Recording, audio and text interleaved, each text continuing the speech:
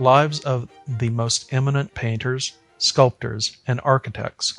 by Giorgio Vasari. In the days when the arts of design flourished in Florence by the favor and assistance of the elder Lorenzo de Medici the Magnificent, there lived in the city a goldsmith named Michelangelos de Viviano of Gaiole, who worked excellently well at chasing and in cavo for enamels and niello, and was very skilful in every sort of work in gold and silver plate. This Michelangelos had a great knowledge of jewels, and set them very well, and on account of his talents and his versatility, all the foreign masters of his art used to have recourse to him, and he gave them hospitality as well as to the young men of the city, insomuch that his workshop was held to be, as it was, the first in Florence. Of him the magnificent Lorenzo and all the house of Medici availed themselves, and for the tourney that Giuliano, the brother of that magnificent Lorenzo, held on the Piazza di San Croce, he executed with subtle craftsmanship all the ornaments of helmets, crests, and devices. Wherefore he acquired a great name and much intimacy with the sons of the magnificent Lorenzo, to whom his work was ever afterwards very dear,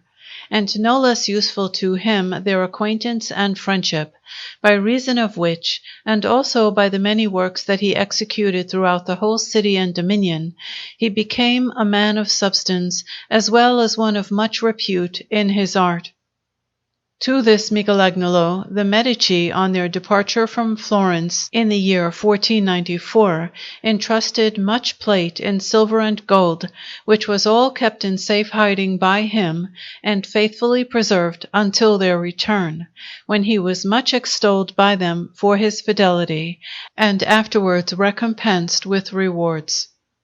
In the year 1487 there was born to Michelangelos a son, whom he called Bartolommeo, but afterwards, according to the Florentine custom, he was called by everyone Baccio. Michelangelos, desiring to leave his son heir to his art and connection, took him into his own workshop in company with other young men who were learning to draw, for that was the custom in those times, and no one was held to be a good goldsmith who was not a good draughtsman and able to work well in relief. Baccio then, in his first years, gave his attention to design according to the teaching of his father, being assisted no less to make proficience by the competition of the other lads, among whom he chose as his particular companion one called Pilotto, who afterwards became an able goldsmith. And with him he often went about the churches, drawing the works of the good painters, but also mingling work in relief with his drawing, and counterfeiting in wax certain sculptures of Donato and Verrocchio, besides executing some works in clay in the round. While still a boy in age, Baccio frequented at times the workshop of Girolamo del Buda, a commonplace painter, on the Piazza di San Pulinari. There, at one time during the winter, a great quantity of snow had fallen, which had been thrown afterwards by the people into a heap in that piazza. And Girolamo, turning to Baccio, said to him jestingly, "Baccio, if this snow were marble, could we not carve a fine giant out of it, such as a Marforio lying down?" "We could so," answered Baccio, "and I suggest that we should act as if it were marble."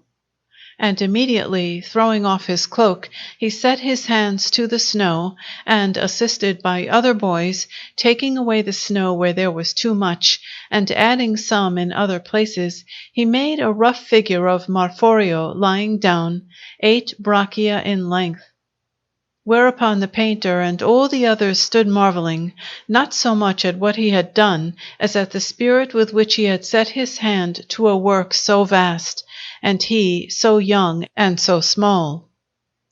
Baccio, indeed, having more love for sculpture than for goldsmith's work, gave many proofs of this, And when he went to Pinzirimonte, a villa bought by his father, he would often plant himself before the naked laborers and draw them with great eagerness, and he did the same with the cattle on the farm.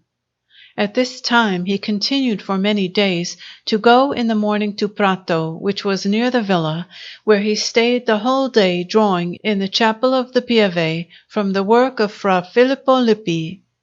And he did not cease until he had drawn it all, imitating the draperies of that master, who did them very well. And already he handled with great skill the style and the pen, and also chalk, both red and black, which last is a soft stone that comes from the mountains of France, and with it, when cut to a point, drawings can be executed with great delicacy. These things making clear to Michelangelo the mind and inclination of his son, he also changed his intention, like the boy himself, and being likewise advised by his friends, placed him under the care of Giovanni Francesco Rustici, one of the best sculptors in the city, whose workshop was still constantly frequented by Leonardo da Vinci.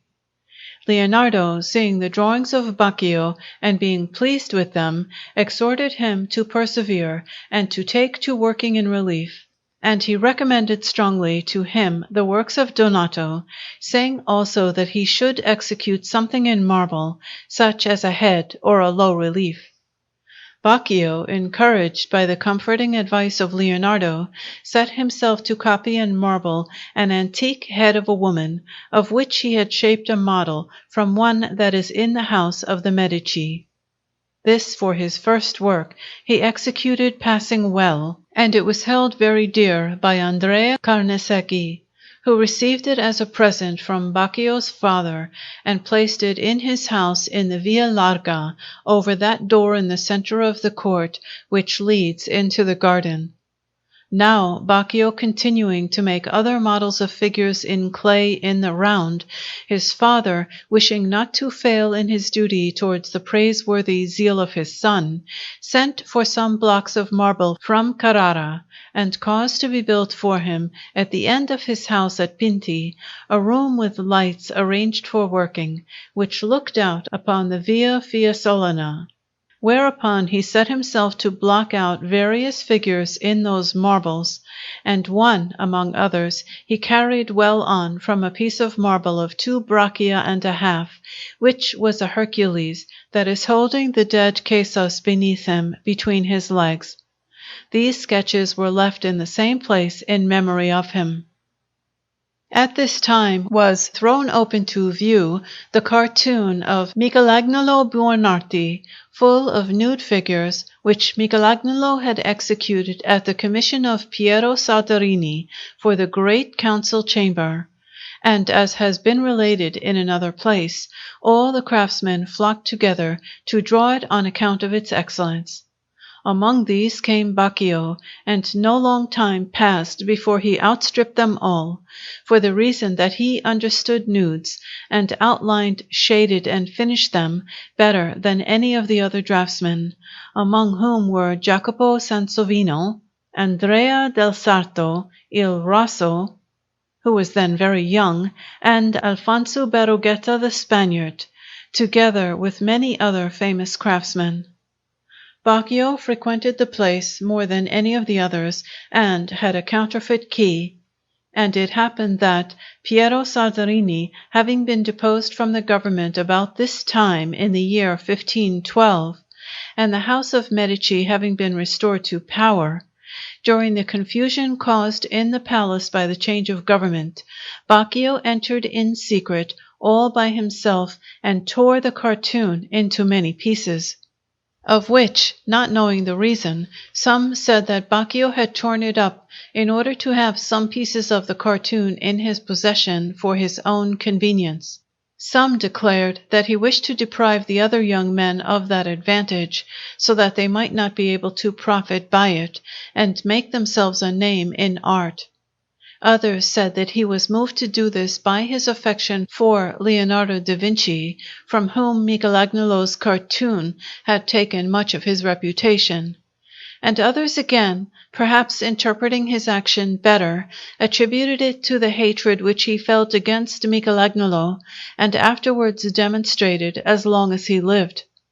The loss of the cartoon was no light one for the city, and very heavy the blame that was rightly laid upon Baccio by everyone, as an envious and malicious person.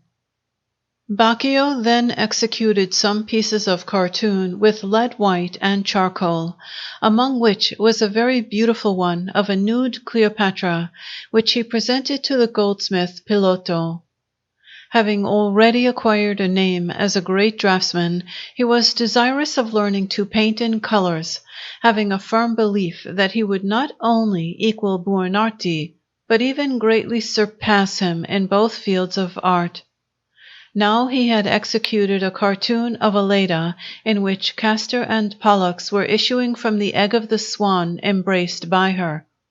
and he wished to color it in oils in such a way as to make it appear that the methods of handling the colors and mixing them together in order to make the various tints, with the lights and shades, had not been taught to him by others, but that he had found them by himself. And after pondering how he could do this, he thought of the following expedient.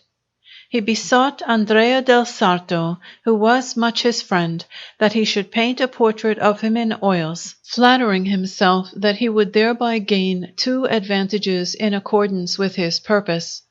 One was that he would see the method of mixing the colors, and the other was that the painted picture would remain in his hands, which, having seen it executed and understanding it, would assist him and serve him as a pattern.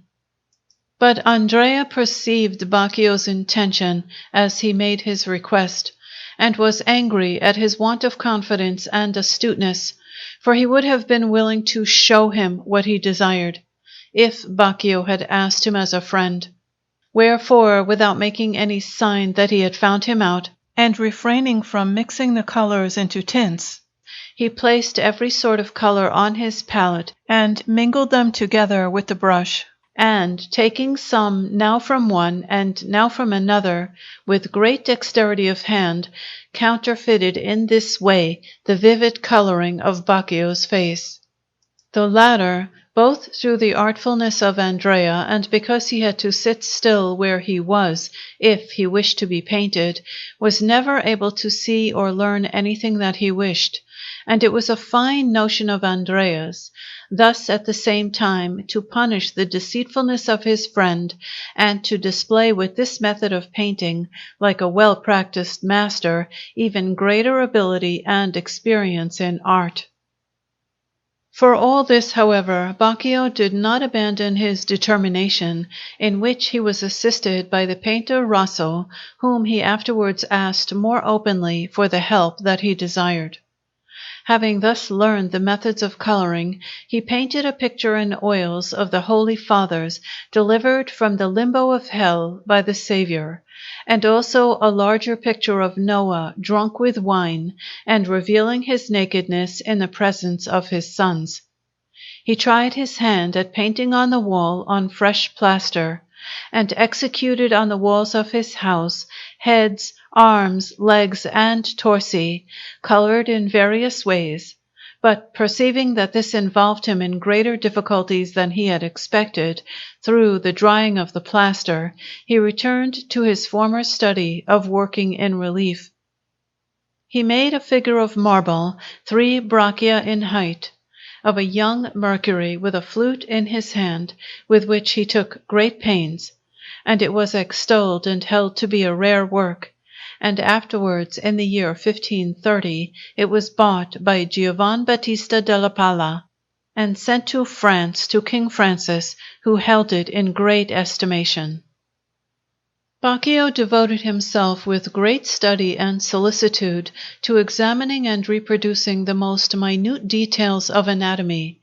persevering in this for many months and even years.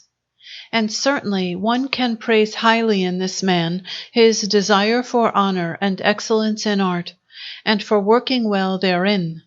spurred by which desire and by the most fiery ardor, with which, rather than with aptitude or dexterity in art, he had been endowed by nature from his earliest years, Baccio spared himself no fatigue, never relaxed his efforts for a moment, was always intent either on preparing for work or on working, always occupied and never to be found idle, thinking that by continual work he would surpass all others who had ever practiced his art, and promising this result to himself as the reward of his incessant study and endless labor. Continuing, therefore, his zealous study, he not only produced a great number of sheets drawn in various ways with his own hand, but also contrived to get Agostino Veneziano, the engraver of prints, to engrave for him a nude Cleopatra and a larger plate filled with various anatomical studies, in order to see whether this would be successful, and the latter plate brought him great praise. He then set himself to make in wax, in full relief, a figure 1 braccio and a half in height of Saint Jerome in penitence, lean beyond belief, which showed on the bones the muscles all withered, a great part of the nerves, and the skin dry and wrinkled. And with such diligence was this work executed by him, that all the craftsmen, and particularly Leonardo da Vinci, pronounced the opinion that there had never been seen a better thing of its kind, nor one wrought with greater art. This figure Baccio carried to Cardinal Giovanni de Medici and to his brother, the magnificent Giuliano, and by its means he made himself known to them as the son of the goldsmith Michelangelos, and they, besides praising the work, showed him many other favors. This was in the year 1512, when they had returned to their house and their government. At this same time there were being executed in the office of works of Santa Maria del Fiore certain apostles of marble, which were to be set up within the marble tabernacles in those very places in that church where there are the apostles painted by the painter Lorenzo de Medici.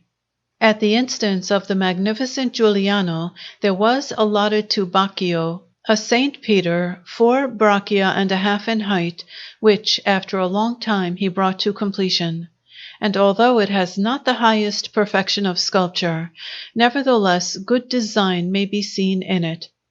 This apostle remained in the office of works from the year 1513 down to 1565, in which year Duke Cosimo, in honor of the marriage of Queen Joanna of Austria, his daughter-in-law, was pleased to have the interior of Santa Maria del Fiore whitewashed, which church had never been touched from the time of its erection down to that day, and to have 4 apostles set up in their places, among which was the Saint Peter mentioned above. Now, in the year 1515, Pope Leo X, passing through Florence on his way to Bologna, the city, in order to do him honor, ordained, among many other ornaments and festive preparations, that there should be made a colossal figure of 9 braccia and a half, which was to be placed under an arch of the loggia in the piazza near the palace, and this was given to Baccio.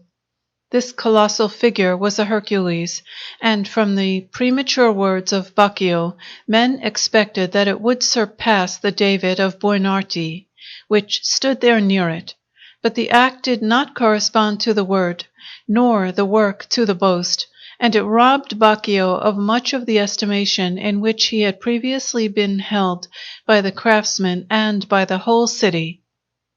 Pope Leo had allotted the work of the ornamentation in marble that surrounds the chamber of Our Lady at Loreto, with the statues and scenes, to Maestro Andrea Contucci of Monte Sansovino, who had already executed some of these with great credit to himself, and was then engaged on others. Now at this time Baccio took to Rome for the Pope a very beautiful model of a nude David, who was holding Goliath under him, and was cutting off his head. which model he intended to execute in bronze or in marble, for that very spot in the court of the house of the Medici in Florence, where there once stood the David of Donato, which at the spoiling of the Medici palace was taken to the palace that then belonged to the Signori. The Pope, having praised Baccio, but not thinking that the time had come to execute the David, sent him to Loreto to Maestro Andrea, to the end that Andrea might give him one of those scenes to do. Having arrived at Loreto, he was received lovingly by Maestro Andrea, and shown much kindness, both on account of his fame and because the Pope had recommended him. And a piece of marble was assigned to him, from which he should carve the Nativity of Our Lady. Baccio, after making the model, began the work, but being a person who was not able to endure a colleague or an equal, and had little praise for the work of others, he also began to speak hardly before the other sculptors who were there of the works of Maestro Andrea, saying that he had no design, and he said the same of the others, insomuch that in a short time he made himself disliked by them all.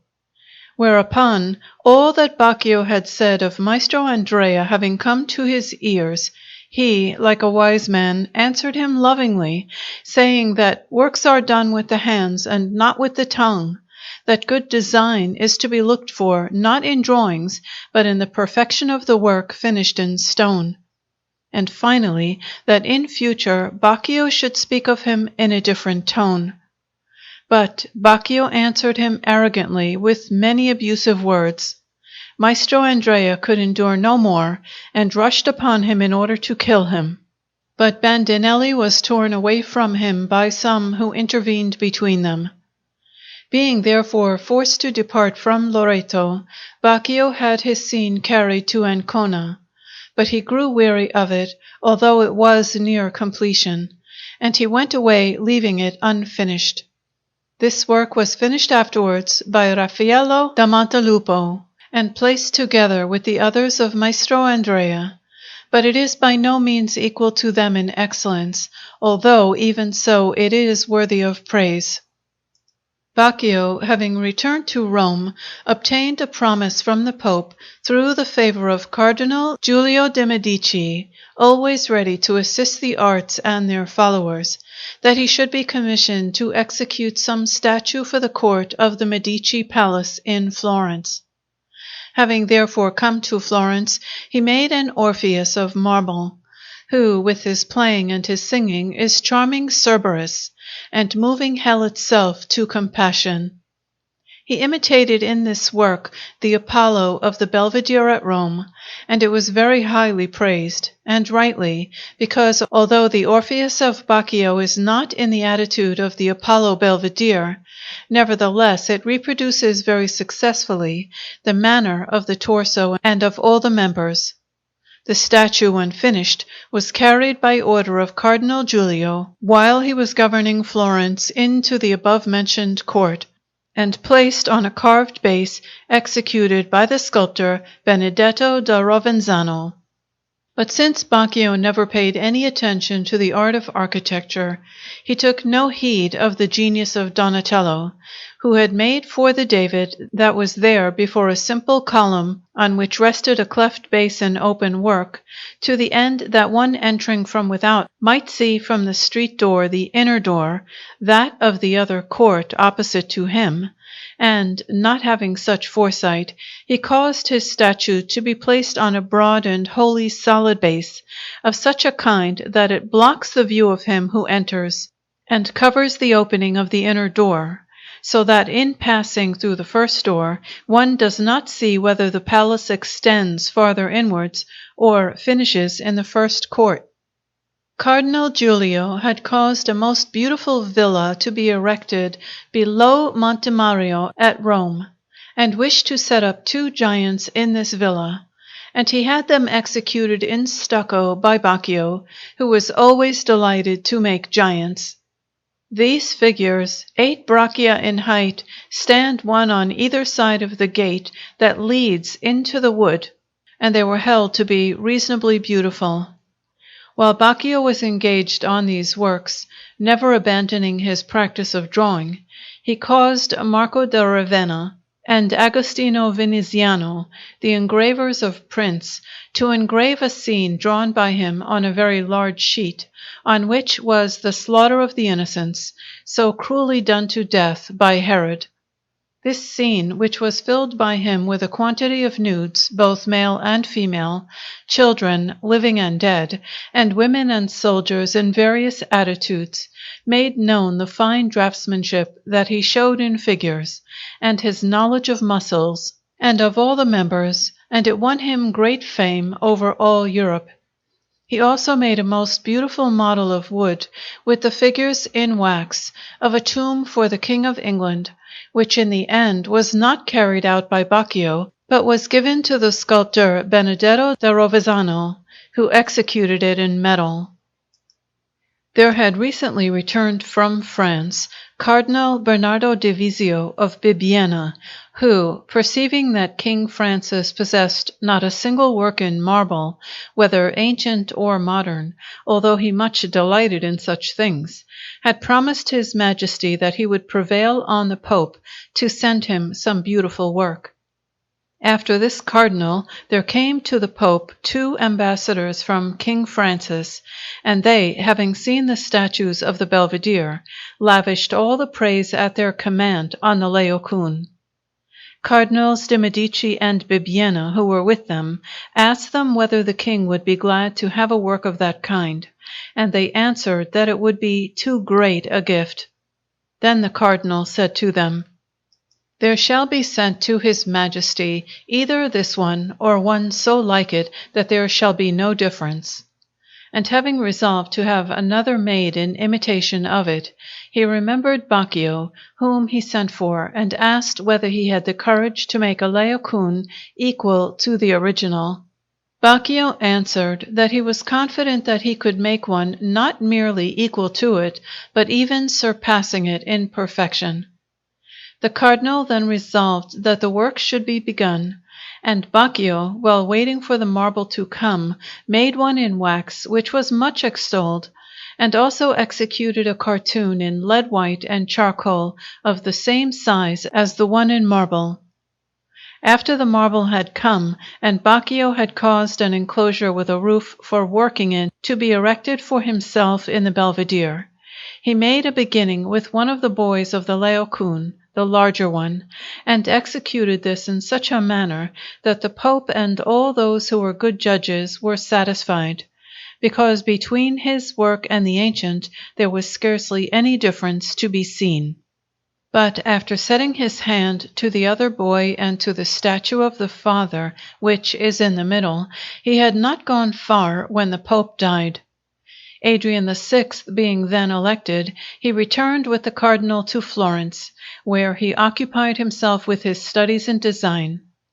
After the death of Adrian and the election of Clement VII, Baccio went post-haste to Rome, in order to be in time for his coronation, for which he made statues and scenes in half-relief, by order of His Holiness. Then, having been provided by the Pope with rooms and an allowance, he returned to his Laocoon, a work which was executed by him in the space of 2 years, with the greatest excellence that he ever achieved. He also restored the right arm of the ancient Laocoon, which had been broken off and never found, and Baccio made one of the full size, in wax, which so resembled the ancient work in the muscles, in force, and in manner, and harmonized with it so well, that it showed how Baccio understood his art, and this model served him as a pattern for making the whole arm of his own Laocoon. This work seemed to His Holiness to be so good that he changed his mind and resolved to send other ancient statues to the king, and this one to Florence, and to Cardinal Silvio Passerino of Cortona, his legate in Florence, who was then governing the city, he sent orders that he should place the Laocoon at the head of the second court, in the palace of the Medici. This was in the year 1525. This work brought great fame to Baccio, who, after finishing the Laocoon, set himself to draw a scene on a sheet of royal folio laid open, in order to carry out a design of the Pope, who wished to have the martyrdom of San Cosimo and San Damiano painted on one wall of the principal chapel of San Lorenzo in Florence, and on the other that of San Laurence, when he was put to death by Decius on the gridiron. Baccio then drew with great subtlety the story of San Laurence, in which he counterfeited with much judgment and art figures both clothed and nude, different attitudes and gestures in the bodies and limbs, and various movements in those who are standing about San Laurence, engaged in their dreadful office, and in particular the cruel Decius, who with threatening brow is urging on the fiery death of the innocent martyr, who, raising one arm to heaven, recommends his spirit to God. With this scene, Baccio so satisfied the Pope that he took steps to have it engraved on copper by Marcantonio Bolognese, which was done by Marcantonio with great diligence, and His Holiness created Baccio, in order to do honor to his talents, a Chevalier of San Pietro. After these things, Baccio returned to Florence, where he found that Giovanni Francesco Rustici, his first master, was painting a scene of the conversion of St. Paul, for which reason he undertook to make in a cartoon, in competition with his master, a nude figure of a young St. John in the desert, who is holding a lamb with the left arm and raising the right to heaven. Then, having caused a panel to be prepared, he set himself to color it, and when it was finished, he exposed it to view in the workshop of his father Michelangelos, opposite to the descent that leads from Or San Michele to the Mercato Nuovo. The design was praised by the craftsman, but not so much the coloring, because it was somewhat crude and painted in no beautiful manner. But Baccio sent it as a present to Pope Clement, who had it placed in his guardaroba, where it may still be found. As far back as the time of Leo X, there had been quarried at Carrara, together with the marbles for the façade of San Lorenzo in Florence, another block of marble 9 braccia and a half high, and 5 braccia wide at the foot. With this block of marble, Michelangelo Buonarroti had thought of making a giant in the person of Hercules slaying Cacus, intending to place it in the piazza beside the colossal figure of David formerly made by him, since both the one and the other, David and Hercules, were emblems of the palace. He had made several designs and various models for it, and had sought to gain the favor of Pope Leo and of Cardinal Giulio de Medici, saying that the David had many defects caused by the sculptor Maestro Andrea, who had first blocked it out and spoiled it. But by reason of the death of Leo, the façade of San Lorenzo was for a time abandoned, and also this block of marble. Now afterwards, Pope Clement, having conceived a desire to avail himself of Michelangelo for the tombs of the heroes of the house of Medici, which he wished to have constructed in the sacristy of San Lorenzo, it became once more necessary to quarry marbles, and the head of these works, keeping the accounts of the expenses, was Domenico Buoninsegni. This man tried to tempt Michelangelo to make a secret partnership with him in the matter of the stonework for the façade of San Lorenzo,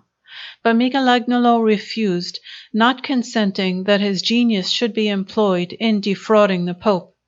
and Domenico conceived such hatred against him that he went about ever afterwards opposing his undertakings in order to annoy and humiliate him,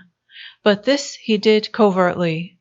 He thus contrived to have the façade discontinued, and the sacristy pushed forward, which 2 works, he said, were enough to keep Michelangelo occupied for many years. And as for the marble for the making of the giant, he urged the Pope that it should be given to Baccio, who at that time had nothing to do, saying that through the emulation of two men so eminent, His Holiness would be served better and with more diligence and promptitude, rivalry stimulating both the one and the other in his work. The Council of Domenico pleased the Pope, and he acted in accordance with it. Baccio, having obtained the marble, made a great model in wax, which was a Hercules who, having fixed the head of Cacus between two stones with one knee, was constraining him with great force with the left arm, holding him crouching under his legs in a distorted attitude, wherein Cacus revealed his suffering and the strain of the weight of Hercules upon him, which was rending asunder every least muscle in his whole body. Hercules, likewise, with his head bent down close against his enemy, grinding and gnashing his teeth, was raising the right arm, and with great vehemence giving him another blow with his club in order to dash his head to pieces. Michelangelo, as soon as he had heard that the marble had been given to Baccio, was very much displeased. But for all the efforts that he had made in this matter, he was never able to turn the Pope from his purpose, so completely had he been satisfied by Baccio's model. To which reason were added his promises and boasts, for he boasted that he would surpass the David of Michelangelo, and he was also assisted by Buoninsegni, who said that Michelangelo desired everything for himself. Thus was the city deprived of a rare ornament, such as that marble would undoubtedly have been when shaped by the hand of Buonarroti. The above-mentioned model of Baccio is now to be found in the guardaroba of Duke Cosimo, by whom it is held very dear, and by the craftsmen as a rare work. Baccio was sent to Carrara to see this marble, and the overseers of the works of Santa Maria del Fiore were commissioned to transport it by water along the river Arno as far as Signa. The marble having been conveyed there, within a distance of 8 miles from Florence, when they set about removing it from the river in order to transport it by land, the river being too low from Signa to Florence, it fell into the water, and on account of its great size, sank so deep into the sand that the overseers, with all the contrivances that they used, were not able to drag it out. For which reason, the Pope, wishing that the marble should be recovered at all costs, by order of the Wardens of Works, Pietro Rosselli, an old builder of great ingenuity, went to work in such a manner that, having diverted the course of the water into another channel, and cut away the bank of the river, with levers and windlasses he moved it, dragged it out of the Arno, and brought it to solid ground, for which he was greatly extolled. Tempted by this accident to the marble, certain persons wrote verses, both Tuscan and Latin, ingeniously ridiculing Baccio, who was detested for his loquacity and his evil speaking against Michelangelo and all the other craftsmen.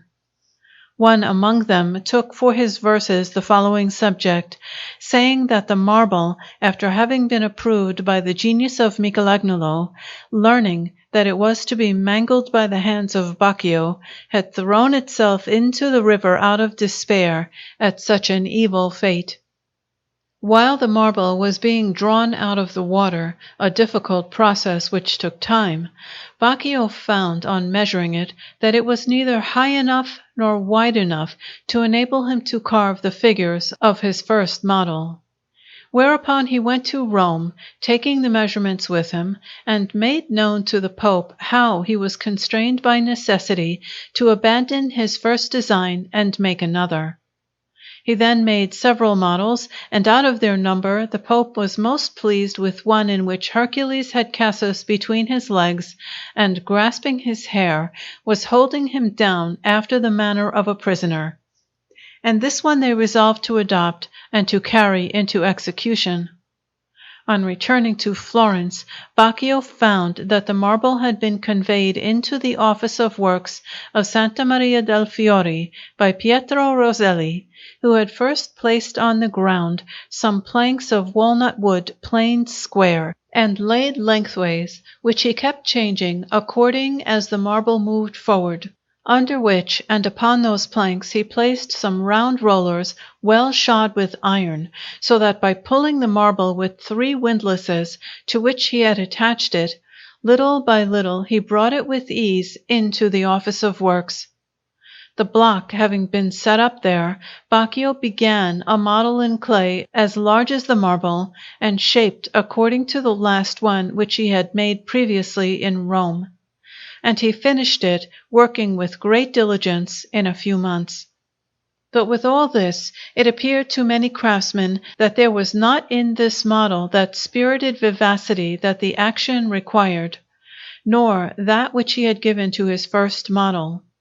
Afterwards, beginning to work at the marble, Baccio cut it away all round as far as the navel, laying bare the limbs in front, and taking care all the time to carve the figures in such a way that they might be exactly like those of the large model in clay. At this same time, Baccio had undertaken to execute in painting an altarpiece of considerable size for the Church of Castello,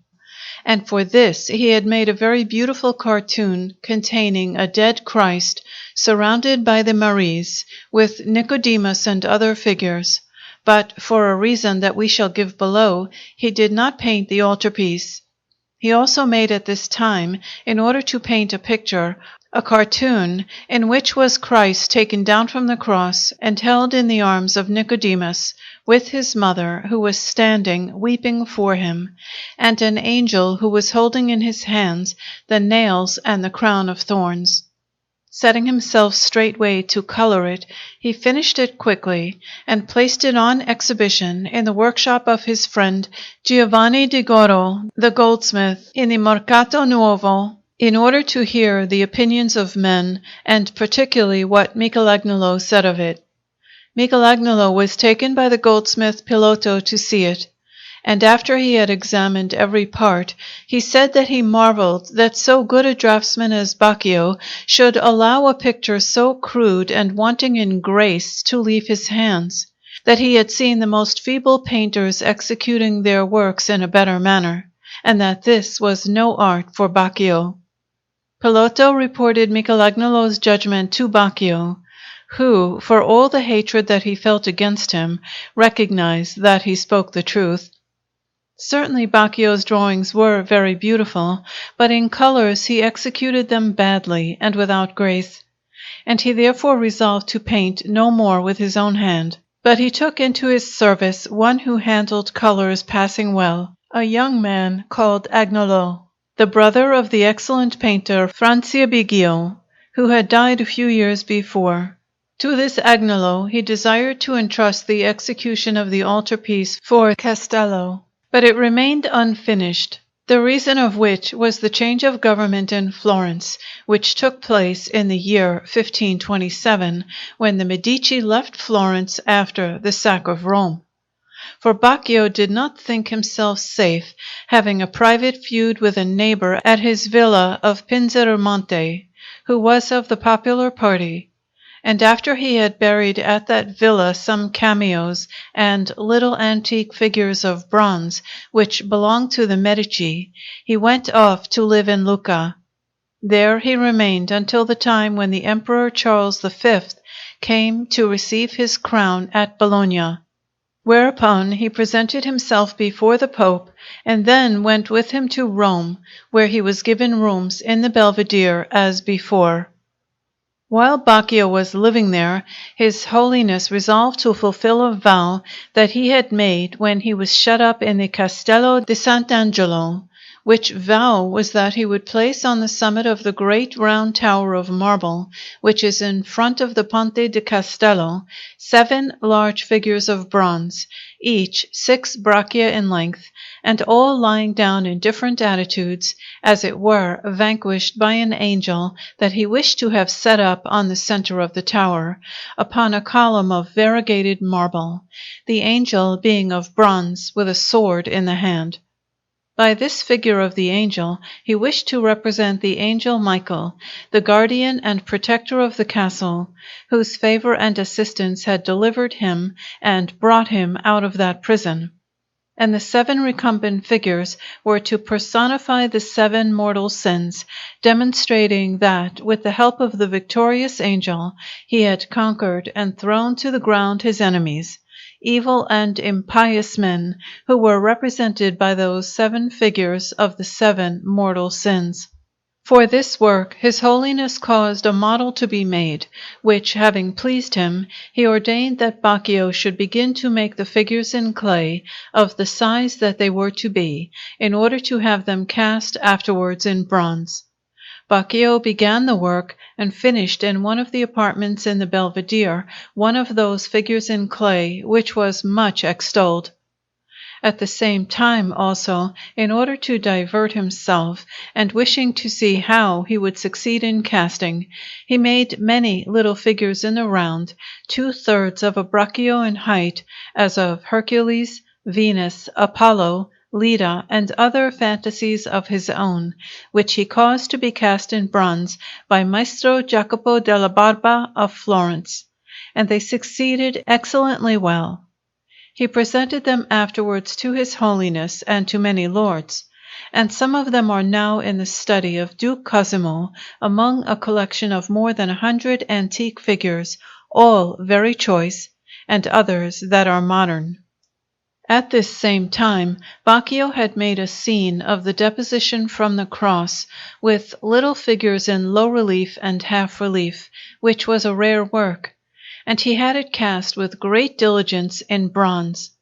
When finished, he presented it in Genoa to Charles V, who held it very dear, and a sign of this was that His Majesty gave Baccio a commandery of San Jago, and made him a chevalier. From Prince Doria also he received many courtesies, and from the Republic of Genoa he had the commission for a statue of marble 6 braccia high, which was to be a Neptune in the likeness of Prince Doria, to be set up on the piazza in memory of the virtues of that prince, and of the extraordinary benefits that his native country of Genoa had received from him. This statue was allotted to Baccio at the price of 1,000 florins, of which he received 500 at that time, and he went straightway to Carrara to block it out at the quarry of Polvacchio. While the popular government was ruling Florence, after the departure of the Medici, Michelangelo Buonarroti was employed on the fortifications of the city, and there was shown to him the marble that Baccio had blocked out, together with the model of the Hercules and Cacus, the intention being that if the marble had not been cut away too much, Michelangelo should take it and carve from it 2 figures after his own design. Michelangelo, having examined the block, thought of a different subject, and abandoning the Hercules and Cacus, he chose the subject of Samson, holding beneath him 2 Philistines whom he had cast down, one being already dead, and the other still alive, against whom he was aiming a blow with the jawbone of an ass, seeking to kill him. But even as it often happens that the minds of men promise themselves at times certain things, the opposite of which is determined by the wisdom of God, so it came to pass then, for war having arisen against the city of Florence, Michelangelo had other things to think about than polishing marble, and was obliged from fear of the citizens to withdraw from the city. Afterwards, the war being finished and peace made, Pope Clement caused Michelangelo to return to Florence in order to finish the sacristy of San Lorenzo, and sent Baccio to see to the completion of the giant. Baccio, while engaged in this, took up his abode in the palace of the Medici, and writing almost every week to His Holiness in order to make a show of devotion, he entered, besides dealing with matters of art, into particulars relating to the citizens and those who were administering the government, with an odious officiousness likely to bring upon him even more ill will than he had awakened before. Whereupon, when Duke Alessandro returned from the court of His Majesty to Florence, the citizens made known to him the sinister policy that Baccio was pursuing against them, from which it followed that his work of the giant was hindered and retarded by the citizens by every means in their power. At this time, after the War of Hungary, Pope Clement and the Emperor Charles held a conference at Bologna, whither there went Cardinal Ippolito de' Medici and Duke Alessandro, and it occurred to Baccio to go and kiss the feet of His Holiness. He took with him a panel, 1 braccio high and 1½ wide, of Christ being scourged at the column by 2 nude figures, which was in half relief and very well executed. And he gave this panel to the Pope, together with a portrait medal of His Holiness, which he had caused to be made by Francesco del Prato, his familiar friend, the reverse of the medal being the flagellation of Christ. This gift was very acceptable to His Holiness, to whom Baccio described the annoyances and impediments that he had experienced in the execution of his Hercules, praying him that he should prevail upon the Duke to give him the means to carry it to completion. He added that he was envied and hated in that city, and being a very devil with his wit and his tongue, he persuaded the Pope to induce the Duke to see that his work should be brought to completion, and set up in its place in the Piazza. Death had now snatched away the goldsmith Michelangelos, the father of Baccio, who, during his lifetime, had undertaken to make for the wardens of works of Santa Maria del Fiori, by order of the Pope, a very large cross of silver, all covered with scenes in low relief of the Passion of Christ. This cross, for which Baccio had made the figures and scenes in wax, to be afterwards cast in silver, Michelangelos had left unfinished at his death, and Baccio, having the work in his hands, together with many libbre of silver, sought to persuade His Holiness to have it finished by Francesco del Prato, who had gone with him to Bologna. But the Pope, perceiving that Baccio wished not only to withdraw from his father's engagements, but also to make something out of the labors of Francesco, gave Baccio orders that the silver and the scenes, those merely begun as well as those finished, should be given to the wardens of works, that the account should be settled, and that the wardens should melt all the silver of that cross, in order to make use of it for the necessities of the church, which had been stripped of its ornaments at the time of the siege. And to Baccio he caused 100 florins of gold and letters of recommendation to be given, to the end that he might return to Florence and finish the work of the giant. While Baccio was at Bologna, Cardinal Doria, having heard that he was about to depart, went to the pains of seeking him out, and threatened him with many reproaches and abusive words, for the reason that he had broken his pledge and failed in his duty by neglecting to finish the statue of Prince Doria, and leaving it only blocked out at Carrara, after taking 500 crowns in payment, on which account, said the cardinal, if Andrea could get Baccio into his hands, he would make him pay for it at the galleys. Baccio defended himself humbly and with soft words, saying that he had been delayed by a sufficient hindrance, but that he had in Florence a block of marble of the same height, from which he had intended to carve that figure, and that when he had carved and finished it, he would send it to Genoa. And so well did he contrive to speak and to excuse himself, that he succeeded in escaping from the presence of the cardinal. After this he returned to Florence, and caused the base for the giant to be taken in hand, and, himself working continuously at the figure, in the year 1534 he finished it completely. But Duke Alessandro, on account of the hostile reports of the citizens, did not take steps to have it set up in the piazza. The Pope had returned to Rome many months before this, and desired to erect 2 tombs of marble in the Minerva, one for Pope Leo and one for himself, and Baccio, seizing this occasion, went to Rome. Thereupon the Pope resolved that Baccio should make those tombs after he had succeeded in setting up the giant on the piazza, and His Holiness wrote to the Duke that he should give Baccio every convenience for placing his Hercules in position there. Whereupon, after an enclosure of planks had been made all round, the base was built of marble, and at the foot of it they placed a stone with letters in memory of Pope Clement VII, and a good number of medals with the heads of His Holiness and of Duke Alessandro.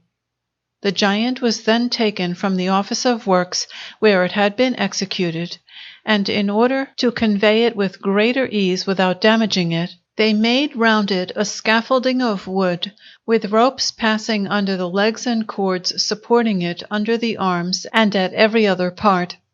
and thus suspended in the air between the beams in such a way that it did not touch the wood, little, by means of compound pulleys and windlasses and 10 pairs of oxen, it was drawn as far as the piazza.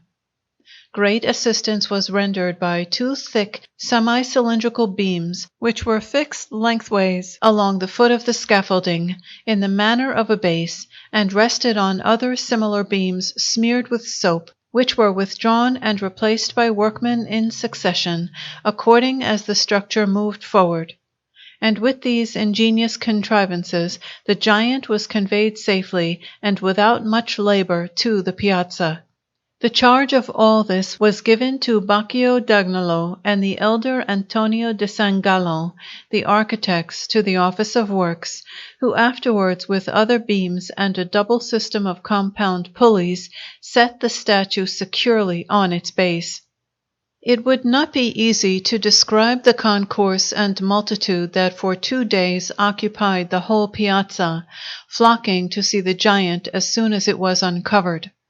And various judgments and opinions were heard from all kinds of men, each one censuring the work and the master. There were also attached round the base many verses, both Latin and Tuscan, in which it was pleasing to see the wit, the ingenious conceits, and the sharp sayings of the writers. But they overstepped all decent limits with their evil speaking and their biting and satirical compositions. And Duke Alessandro, considering that, the work being a public one, the indignity was his, was forced to put in prison some who went so far as to attach sonnets openly and without scruple to the statue, which proceeding soon stopped the mouths of the critics. When Baccio examined his work in position, it seemed to him that the open air was little favorable to it, making the muscles appear too delicate. Having therefore caused a new enclosure of planks to be made around it, he attacked it again with his chisels, and strengthening the muscles in many places, gave the figures stronger relief than they had before. Finally, the work was uncovered for good, and by everyone able to judge it, has always been held to be not only a triumph over difficulties, but also very well studied, with every part carefully considered, and the figure of Cacus excellently adapted to its position. It is true that the David of Michelangelo, which is beside Baccio's Hercules, takes away not a little of its glory, being the most beautiful colossal figure that has ever been made, for in it is all grace and excellence, whereas the manner of Baccio is entirely different. But in truth, Considering Baccio's Hercules by itself, one cannot but praise it highly, and all the more because it is known that many sculptors have since tried to make colossal statues, and not one has attained to the standard of Baccio, who, if he had received as much grace and facility from nature as he took pains and trouble by himself, would have been absolutely perfect in the art of sculpture. Desiring to know what was being said of his work, he sent to the piazza a pedagogue whom he kept in his house, telling him that he should not fail to report to him the truth of what he might hear said. The pedagogue, hearing nothing but censure, returned sadly to the house, and when questioned by Baccio, answered that all with one voice were abusing the giants, and that they pleased no one. "And you," answered Baccio, "what do you say of them?" "I speak well of them," he replied, "and say, may it please you, that they please me." "I will not have them please you," said Baccio, "and you also must speak ill of them, for, as you may remember, I never speak well of anyone, and so we are quits."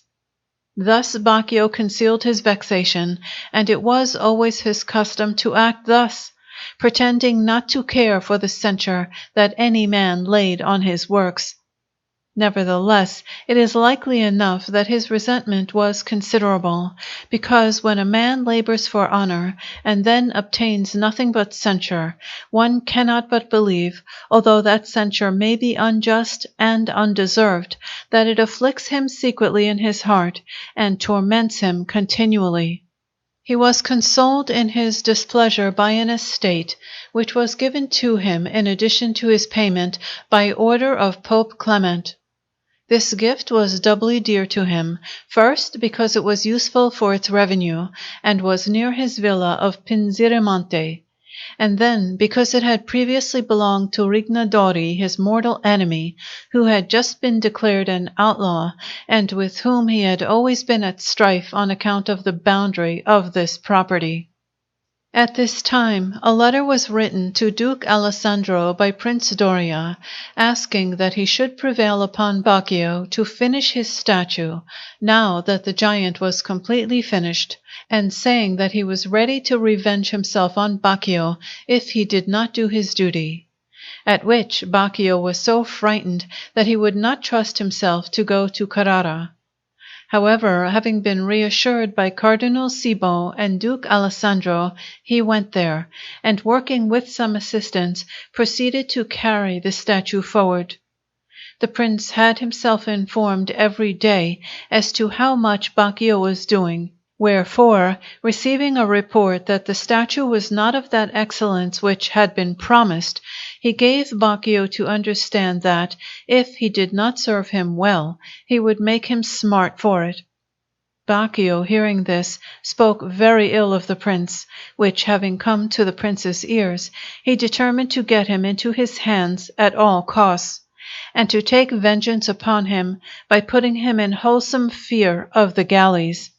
Whereupon Baccio, seeing certain persons spying and keeping a watch upon him, became suspicious, and being a shrewd and resolute man, left the work as it was, and returned to Florence. About this time a son was born to Baccio from a woman whom he kept in his house, and to this son, Pope Clement having died in those days, he gave the name of Clemente, in memory of that pontiff who had always loved and favored him. After the death of Pope Clement, he heard that Cardinal Ippolito de Medici, Cardinal Innocenzio Cibo, Cardinal Giovanni Salviati, and Cardinal Niccolo Ridolfi, together with Messer Baldassari Torini de Pescia, being the executors of the Pope's will, had commissions to give for the 2 marble tombs of Leo and Clement, which were to be placed in the Minerva. For these tombs Baccio in the past had already made the models, but the work had been promised recently to the Ferrarese sculptor Alfonso Lombardi through the favor of Cardinal de Medici, whose servant he was. This Alfonso, by the advice of Michelangelo, had changed the design of the tombs, and he had already made the models for them, but without any contract for the commission, relying wholly on promises, and expecting every day to have to go to Carrara to quarry the marble. While the time was slipping away in this manner, it happened that Cardinal Ippolito died of poison on his way to meet Charles V. Baccio, hearing this, went without wasting any time to Rome, where he was first received by the sister of Pope Leo, Madonna Lucrezia Salviati de Medici, to whom he strove to prove that no one could do greater honor to the remains of those great pontiffs than himself, with his ability in art, adding that Alfonso was a sculptor without power of design and without skill and judgment in the handling of marble, and that he was not able to execute so honorable an undertaking, save only with the help of others. He also used many other devices, and so went to work in various ways and by various means, that he succeeded in changing the purpose of those lords, who finally entrusted to Cardinal Salviati the charge of making an agreement with Baccio. At this time the Emperor Charles V had arrived in Naples, and in Rome Filippo Strozzi, Anton Francesco degli Albizzi, and the other exiles were seeking to arrange with Cardinal Salviati to go and set His Majesty against Duke Alessandro, and they were with the cardinal at all hours. Baccio was also all day long in Salviati's halls and apartments, waiting to have the contract made for the tombs, but not able to bring matters to a head, because of the cardinal's preoccupation with the affairs of the exiles. And they, seeing Baccio in those rooms morning and evening, grew suspicious of this, and fearing lest he might be there to spy upon their movements and give information to the duke, some of the young men among them agreed to follow him secretly one evening and put him out of the way. But fortune, coming to his aid in time, brought it about that the two other cardinals, with Messer Baldassare de Pescia, undertook to finish Baccio's business. Knowing that Baccio was worth little as an architect, they had caused a design to be made by Antonio de San Gallo, which pleased them, and had ordained that all the mason's work to be done in marble should be executed under the direction of the sculptor Lorenzetto, and that the marble statues and scenes should be allotted to Baccio. Having arranged the matter in this way, they finally made the contract with Baccio, who therefore appeared no more about the house of Cardinal Salviati, withdrawing himself just in time, and the exiles, the occasion having passed by, thought nothing more about him. After these things, Baccio made 2 models of wood, with the statues and scenes in wax. These models had the bases solid without projections, and on each base were 4 fluted Ionic columns, which divided the space into 3 compartments, a large one in the middle, where in each there was a pope in full pontificals, seated upon a pedestal, who was giving the benediction, and smaller spaces, each with a niche containing a figure in the round and standing upright, 4 braccia high, which figures, representing saints, stood on either side of those popes. The order of the composition had the form of a triumphal arch, and above the columns that supported the cornice was a marble tablet 3 braccia in height and 4 braccia and a half in width, in which was a scene in half relief. In the scene above, the statue of Pope Leo, which statue had on either side of it in the niches St. Peter and St. Paul, was his conference with King Francis at Bologna. And this story of Leo in the middle, above the columns, was accompanied by 2 smaller scenes, in one of which, that above St. Peter, was the saint restoring a dead man to life, and in the other, that above St. Paul, that saint preaching to the people. In the scene above Pope Clement, which corresponded to that mentioned above, was that pontiff crowning the Emperor Charles at Bologna. and on either side of it are two smaller scenes, in one of which is St. John the Baptist preaching to the people, and in the other St. John the Evangelist raising Giuliano from the dead. And these have below them in the niches the same saints, 4 braccia high, standing on either side of the statue of Pope Clement, as with that of Leo. In this structure, Baccio showed either too little religion or too much adulation, or both together, in that he thought fit that the first founders after Christ of our religion, men deified and most dear to God, should give way to our popes, and place them in positions unworthy of them, and inferior to those of Leo and Clement. Certain it is that this design of his, even as it was displeasing to God and to the saints, so likewise gave no pleasure to the popes, or to any other man, for the reason, it appears to me, that religion, and I mean our own, the true religion, should be placed by mankind before all other interests and considerations. And, on the other hand, he who wishes to exalt and honor any other person should, I think, be temperate and restrained, and confine himself within certain limits, so that his praise and honor may not become another thing. I mean senseless adulation, which first disgraces the praiser, and also gives no pleasure to the person praised, if he has any proper feeling, but does quite the contrary. Baccio, in doing what I have described, made known to everyone that he had much goodwill and affection indeed towards the popes, but little judgment in exalting and honoring them in their sepulchres. The models described above were taken by Baccio to the garden of Cardinal Ridolfi at Sant'Agata on Monte Cavallo, where his lordship was entertaining Cibo, Salviati, and Messer Baldassari de Pescia to dinner, they having assembled together there in order to settle all that was necessary in the matter of the tombs. While they were at table then, there arrived the sculptor Solosmeo, an amusing and outspoken person, who was always ready to speak ill of anyone, and little the friend of Baccio. When the message was brought to those lords that Solosmeo was seeking admittance, Ridolfi ordered that he should be ushered in, and then, turning to Baccio, said to him, "I wish that we should hear what Solosmeo says of our bestowal of these tombs. Raise that door curtain, Baccio, and stand behind it." Baccio immediately obeyed, and when Solosmeo had entered and had been invited to drink, they then turned to the subject of the tombs allotted to Baccio.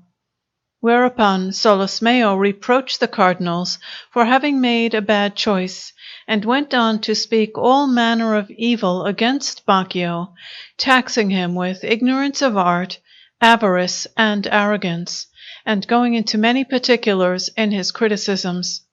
Baccio, who stood hidden behind the door curtain, was not able to contain himself until Solosmeo should have finished, and bursting out, scowling and full of rage, said to Solosmeo, "What have I done to you, that you should speak of me with such scant respect?" Dumbfounded at the appearance of Baccio, Solosmeo turned to Ridolfi and said, "What tricks are these, my lord? I want nothing more to do with priests," and took himself off. The cardinals had a hearty laugh both at the one and at the other, and Salviati said to Baccio, "You hear the opinion of your brothers in art. Go and give them the lie with your work." Baccio then began the work of the statues and scenes, but his performances by no means corresponded to his promises and his duty towards those pontiffs, for he used little diligence in the figures and scenes, and left them badly finished, and full of defects, being more solicitous about drawing his money than about working at the marble.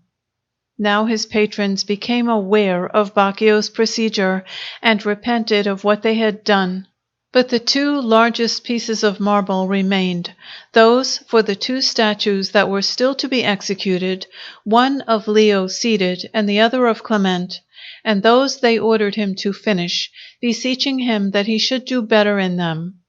But Baccio, having already drawn all the money, entered into negotiations with Messer Giovan Battista da Ricasoli, Bishop of Cortona, who was in Rome on business of Duke Cosimo's, to depart from Rome and go to Florence, in order to serve Cosimo in the matter of the fountains of his villa of Castello, and the tomb of his father, Signor Giovanni. The Duke having answered that Baccio should come, he set off for Florence without a word, leaving the work of the tombs unfinished and the statues in the hands of 2 assistants. The cardinals, hearing of this, allotted those 2 statues of the popes which still remained to be finished to 2 sculptors, one of whom was Raffaello da Montelupo, who received the statue of Pope Leo, and the other Giovanni de Baccio, to whom was given the statue of Clement. They then gave orders that the masonry and all that was prepared should be put together, and the work was erected, but the statues and scenes were in many parts neither pumised nor polished, so that they brought Baccio more discredit than fame. Arriving in Florence, Baccio found that the Duke had sent the sculptor Tribalo to Carrara to quarry the marble for the fountains of Castello and the tomb of Signor Giovanni. And he so wrought upon the Duke that he wrested the tomb of Signor Giovanni from the hands of Tribalo, demonstrating to his Excellency that the marbles for such a work were already in great measure in Florence. Thus, little by little, he penetrated into the confidence of the Duke, insomuch that both for this reason and for his arrogance everyone was afraid of him. He then proposed to the Duke that the tomb of Signor Giovanni should be erected in the chapel of the Neroni, a narrow, confined, and mean place in San Lorenzo, being too ignorant or not wishing to suggest that for so great a prince it was proper that a new chapel should be built on purpose. He also prevailed on the Duke to demand from Michelangelo, on Baccio's behalf, many pieces of marble that he had in Florence. And when the Duke had obtained them from Michelangelo, and Baccio from the Duke, among those marbles being some blocked-out figures and a statue carried well on towards completion by Michelangelo, Bandinelli, taking them all over, hacked and broke to pieces everything that he could find, thinking that by so doing he was avenging himself on Michelangelo and causing him displeasure. He found, moreover, in the same room in San Lorenzo, wherein Michelangelo worked, 2 statues in 1 block of marble, representing Hercules crushing Antaeus, which the Duke was having executed by the sculptor Fra Giovanni Agnolo. These were well advanced, but Baccio, saying to the Duke that the friar had spoilt that marble, broke it into many pieces. In the end, he constructed all the base of the tomb, which is an isolated pedestal about 4 braccia on every side, and has at the foot a socle with a moulding in the manner of a base, which goes right round, and with a fillet at the top, such as is generally made for pedestals. And above this a cima, 3/4 of a braccio in height, which goes inwards in a concave curve, inverted, after the manner of a frieze, on which are carved some horses' skulls bound one to another with draperies. And above the whole was to be a smaller pedestal, with a seated statue of 4 braccia and a half, armed in the ancient fashion, and holding in the hand the baton of a condottieri, captain of armies, which was to represent the person of the invincible Signor Giovanni de Medici. This statue was begun by him from a block of marble and carried well on, but never finished or placed on the base built for it. It is true that on the front of that base he finished entirely a scene of marble in half relief, with figures about 2 braccia high, in which he represented Signor Giovanni seated, to whom are being brought many prisoners, soldiers, women with dishevelled hair, and nude figures, but all without invention and without revealing any feeling. At the end of the scene, indeed, there is a figure with a pig on the shoulder, which is said to have been made by Baccio to represent Messer Baldassare da Pescia in derision. For Baccio looked upon him as his enemy, since about this time Messer Baldassare, as has been related above, had allotted the 2 statues of Leo and Clement to other sculptors, and moreover had so gone to work in Rome that Baccio had perforce to restore at great inconvenience the money that he had received beyond his due for those statues and figures. During this time, Baccio had given his attention to nothing else but demonstrating to Duke Cosimo how much the glory of the ancients had lived through their statues and buildings, saying that His Excellency should seek to obtain in the same way immortality for himself and his actions in the ages to come. Then, after he had brought the tomb of Signor Giovanni near completion, he set about planning to make the Duke begin some great and costly work, which might take a very long time.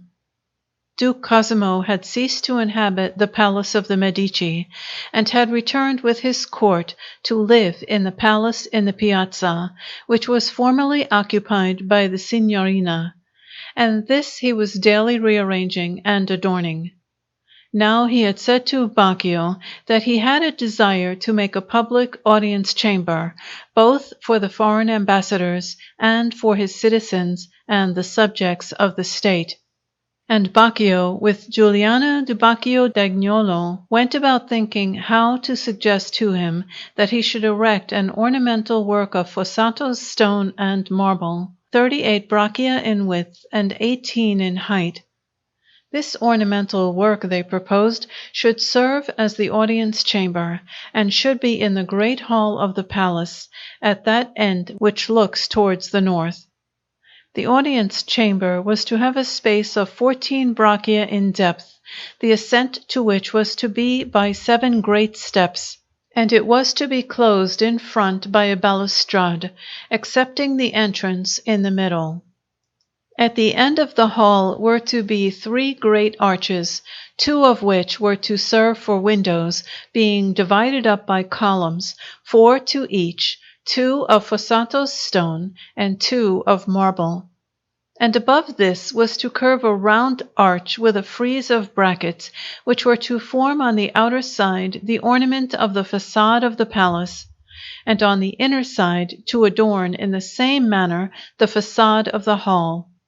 The arch in the middle, forming not a window but a niche, was to be accompanied by 2 other similar niches, which were to be at the ends of the audience chamber, one on the east and the other on the west, and adorned with 4 round Corinthian columns, which were to be 10 braccia high, and to form a projection at the ends. In the central façade were to be 4 pilasters, which were to serve as supports between one arch and another to the architrave, frieze, and cornice running right round both above the arches and above the columns.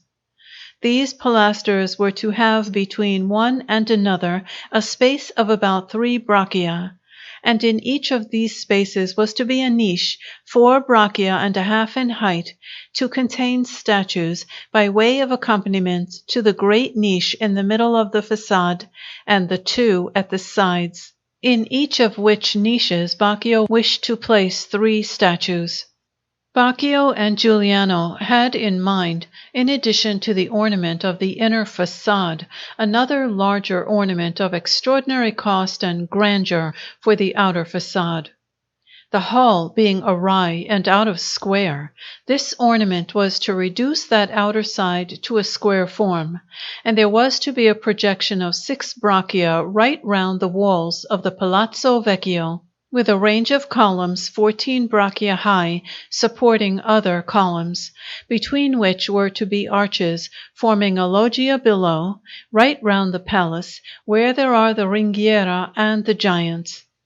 Above this again was to be another range of pilasters, with arches between them in the same manner, running all the way round the windows of the Palazzo Vecchio, so as to make a façade right round the palace. And above these pilasters was to be yet another range of arches and pilasters, after the manner of a theatre, with the battlements of that palace finally forming a cornice to the whole structure. Knowing that this was a work of vast expense, Baccio and Giuliano consulted together that they should not reveal their conception to the Duke, save only with regard to the ornament of the audience chamber within the hall, and that of the façade of Fossato stone on the side towards the piazza, stretching to the length of 24 braccia, which is the breadth of the hall. Designs and plans of this work were made by Giuliano, and with these in his hand, Baccio spoke to the Duke, to whom he pointed out that in the large niches at the sides he wished to place statues of marble 4 braccia high, seated on pedestals, namely Leo X in the act of restoring peace to Italy, and Clement VII crowning Charles V, with 2 statues in smaller niches within the large ones on either side of the popes, which should represent the virtues practiced and put into action by them. For the niches 4 braccia high between the pilasters in the central façade, he wished to make upright statues of Signor Giovanni, Duke Alessandro, and Duke Cosimo, together with many decorations of various fantasies in carving, and a pavement all of variegated marbles of different colors. This ornament much pleased the Duke, thinking that with this opportunity it should be possible in time to bring to completion, as has since been done, the body of that hall, with the rest of the decorations and the ceiling, in order to make it the most beautiful hall in Italy. And so great was His Excellency's desire that this work should be done, that he assigned for its execution such a sum of money as Baccio wished and demanded every week. A beginning was made with the quarrying and cutting of the Fossato stone, in order to make the ornamentation in the form of the base, columns, and cornices. And Baccio required that all should be done and carried to completion by the stone cutters of the Office of Works of Santa Maria del Fiori. This work was certainly executed by those masters with great diligence, and if Baccio and Giuliano had urged it on, they would have finished and built in all the ornaments of stone very quickly. But Baccio gave his attention to nothing save to having the statues blocked out, finishing few of them entirely, and to drawing his salary, which the Duke gave him every month, besides paying for his assistants and meeting every sort of expense that he incurred in the work, and giving him 500 crowns for one of the statues finished by him in marble, wherefore the end of this work was never in sight. Even so, if Baccio and Giuliano, being engaged on a work of such importance, had brought the head of that hall into square, as they could have done, instead of putting right only half of the 8 braccia by which it was awry, and leaving several parts badly proportioned, such as the central niche, and the 2 large ones at the sides, which are squat, and the members of the cornices, which are too slight for so great a body, if, as they might have done, they had gone higher with the columns, thus giving greater grandeur, a better manner, and more invention to that work, and if also they had brought the uppermost cornice into touch with the level of the original old ceiling above, they would have shown more art and judgment, nor would all that labor have been spent in vain and wasted so thoughtlessly, as has since been evident to those to whom, as will be related, it has fallen to put it right and finish it. For in spite of all the pains and thought afterwards devoted to it, there are many defects and errors in the door of entrance, and in the relation of the niches in the side walls, in which it has since been seen to be necessary to change the form of many parts, although it has never yet been found possible, without demolishing the whole, to correct the divergence from the square, or to prevent this from being revealed in the pavement and the ceiling. It is true that in the manner in which they arranged it, even as it now stands, there is proof of great craftsmanship and pains, and it deserves no little praise for the many stones worked with the bevel square, which slant away obliquely by reason of the hall being awry. And as for diligence and excellence in the working, laying, and joining together of the stones, nothing better could be seen or done. But the whole work would have succeeded much better if Baccio, who never held architecture in any account, had availed himself of some judgment more able than that of Giuliano, who, although he was a good master in wood and had some knowledge of architecture, was yet not the sort of man to be suitable for such a work as that was, as experience has proved. For this reason, the work was pursued over a period of many years, without much more than half being built. Baccio finished and placed in the smaller niches the statue of Signor Giovanni and that of Duke Alessandro, both in the principal façade, and on a pedestal of bricks in the great niche the statue of Pope Clement, and he also brought to completion the statue of Duke Cosimo. In the last he took no little pains with the head, but for all this the Duke and the gentlemen of the court said that it did not resemble him in the least. Wherefore Baccio, having already made one of marble, which is now in one of the upper apartments in the same palace, and which looked very well, and was the best head that he ever made, defended himself, and sought to cover up the defects and worthlessness of the new head with the excellence of the old. However, hearing that head censured by everyone, one day in a rage he knocked it off, with the intention of making another and fixing it in its place. But in the end he never made it at all. It was a custom of Baccio's to add pieces of marble, both small and large, to the statues that he executed, feeling no annoyance in doing this, and making light of it. He did this with one of the heads of Cerberus in the group of Orpheus. In the St. Peter that is in Santa Maria del Fiore, he let in a piece of drapery. In the case of the giant of the Piazza, as may be seen, he joined two pieces, a shoulder and a leg, to the Cacus. And in many other works he did the same, holding to such ways as generally damn a sculptor completely. Having finished these statues, he set his hand to the statue of Pope Leo for this work, and carried it well forward.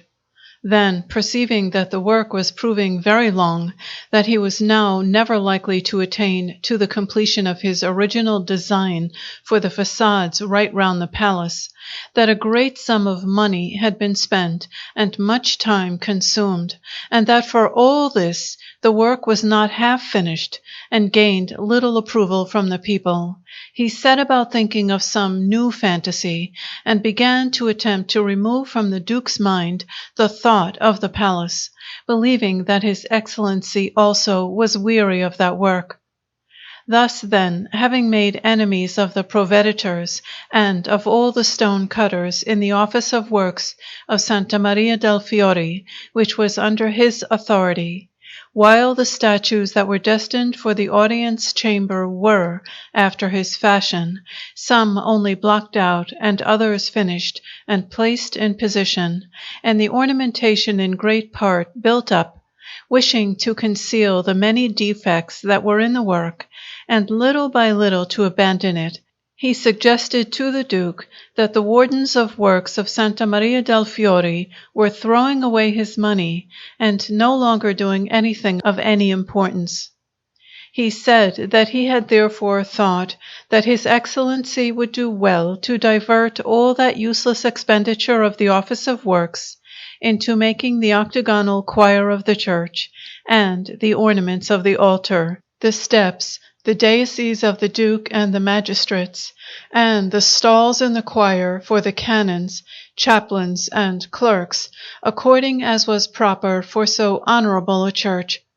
Of this choir, Filippo di Brunellesco had left the model in that simple framework of wood which previously served as the choir in the church, intending in time to have it executed in marble, in the same form, but more ornate. Baccio reflected, besides the considerations mentioned above, that in this choir he would have occasion to make many statues and scenes in marble and in bronze for the high altar and all around the choir, and also for 2 pulpits of marble that were to be in the choir, and that the base of the outer side of the 8 faces might be adorned with many scenes in bronze let into the marble ornamentation. Above this he thought to place a range of columns and pilasters to support the cornice right round, and 4 arches distributed according to the cross of the church, of which arches one was to form the principal entrance, opposite to another rising above the high altar, and the 2 others were to be at the sides, one on the right hand and another on the left, and below these last 2 were to be placed the pulpits. Over the cornice was to be a range of balusters curving right round above the 8 sides, and over the balusters a garland of candelabra, in order, as it were, to crown the choir with lights according to the seasons, as had always been the custom while the wooden model of Brunelleschi was there. Pointing out all this to the Duke, Baccio said that His Excellency, with the revenues of the Office of Works, namely of Santa Maria del Fiore and of its wardens, and with that which his liberality might add, in a short time could adorn that temple and give great grandeur and magnificence to the same, and consequently to the whole city, of which it was the principal temple, and would leave an everlasting and honorable memorial of himself in such a structure. And besides all this, he said, His Excellency would be giving him an opportunity of exerting his powers and of making many good and beautiful works, and also by displaying his ability of acquiring for himself name and fame with posterity, which should be pleasing to His Excellency, since he was his servant and had been brought up by the house of the Medici. With these designs and these words, Baccio so moved the Duke that, consenting that such a structure should be erected, His Excellency commissioned him to make a model of the whole choir.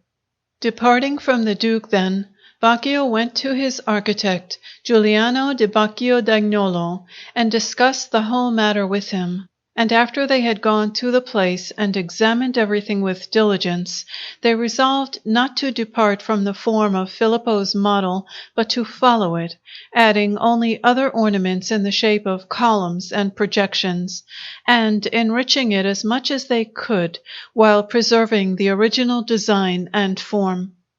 But it is not the number of parts and ornaments that renders a fabric rich and beautiful, but their excellence, however few they may be, provided also that they are set in their proper places and arranged together with due proportion.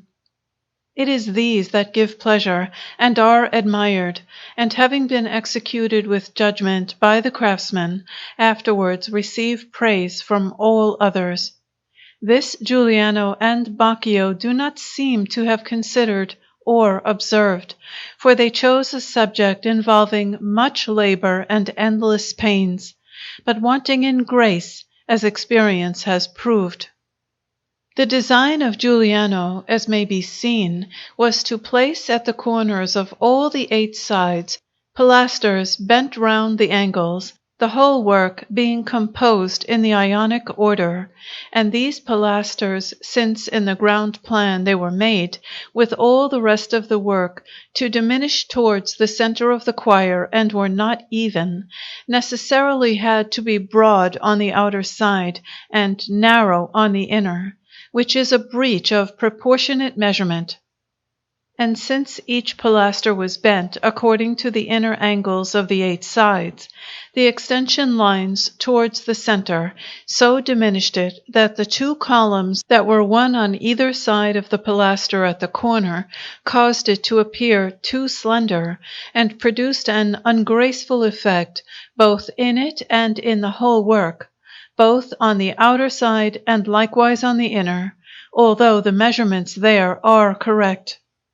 Giuliano also made the model of the whole altar, which stood at a distance of 1 braccio and a half from the ornament of the choir. For the upper part of this, Baccio afterwards made in wax a Christ lying dead with 2 angels, one of whom was holding his right arm and supporting his head on 1 knee, and the other was holding the mysteries of the Passion, which statue of Christ occupied almost the whole altar, so that there would scarcely have been room to celebrate Mass, and Baccio proposed to make this statue about 4 braccia and a half in length. He made also a projection in the form of a pedestal behind the altar, attached to it in the center, with a seat upon which he afterwards placed a seated figure of God the Father, 6 braccia high, and giving the benediction, and accompanied by 2 other angels, each 4 braccia high, kneeling at the extreme corners of the predella of the altar, on the level on which rested the feet of God the Father. This predella was more than a braccio in height, and on it were many stories of the Passion of Jesus Christ, which were all to be in bronze, and on the corners of the predella were the angels mentioned above, both kneeling, and each holding in the hands a candelabrum, which candelabra of the angels served to accompany 8 large candelabra placed between the angels, and 3 braccia and a half in height, which adorned that altar. And God the Father was in the midst of them all. Behind God the Father was left a space of half a braccio, in order that there might be room to ascend to kindle the lights. Under the arch that stood opposite to the principal entrance of the choir, on the base that ran right round on the outer side, Baccio had placed, directly under the center of that arch, the tree of the fall, round the trunk of which was wound the ancient serpent with a human face, and 2 nude figures were about the tree, one being Adam and the other Eve. On the outer side of the choir, to which those figures had their faces turned, there ran lengthways along the base a space about 3 braccia long, which was to contain the story of their creation, either in marble or in bronze, and this was to be pursued along the faces of the base of the whole work, to the number of 21 stories, all from the Old Testament. And for the further enrichment of this base, he had made for each of the socles upon which stood the columns and pilasters a figure of some prophet, either draped or nude, to be afterwards executed in marble. A great work truly, and a marvelous opportunity, likely to reveal all the art and genius of a perfect master, whose memory should never be extinguished by any lapse of time.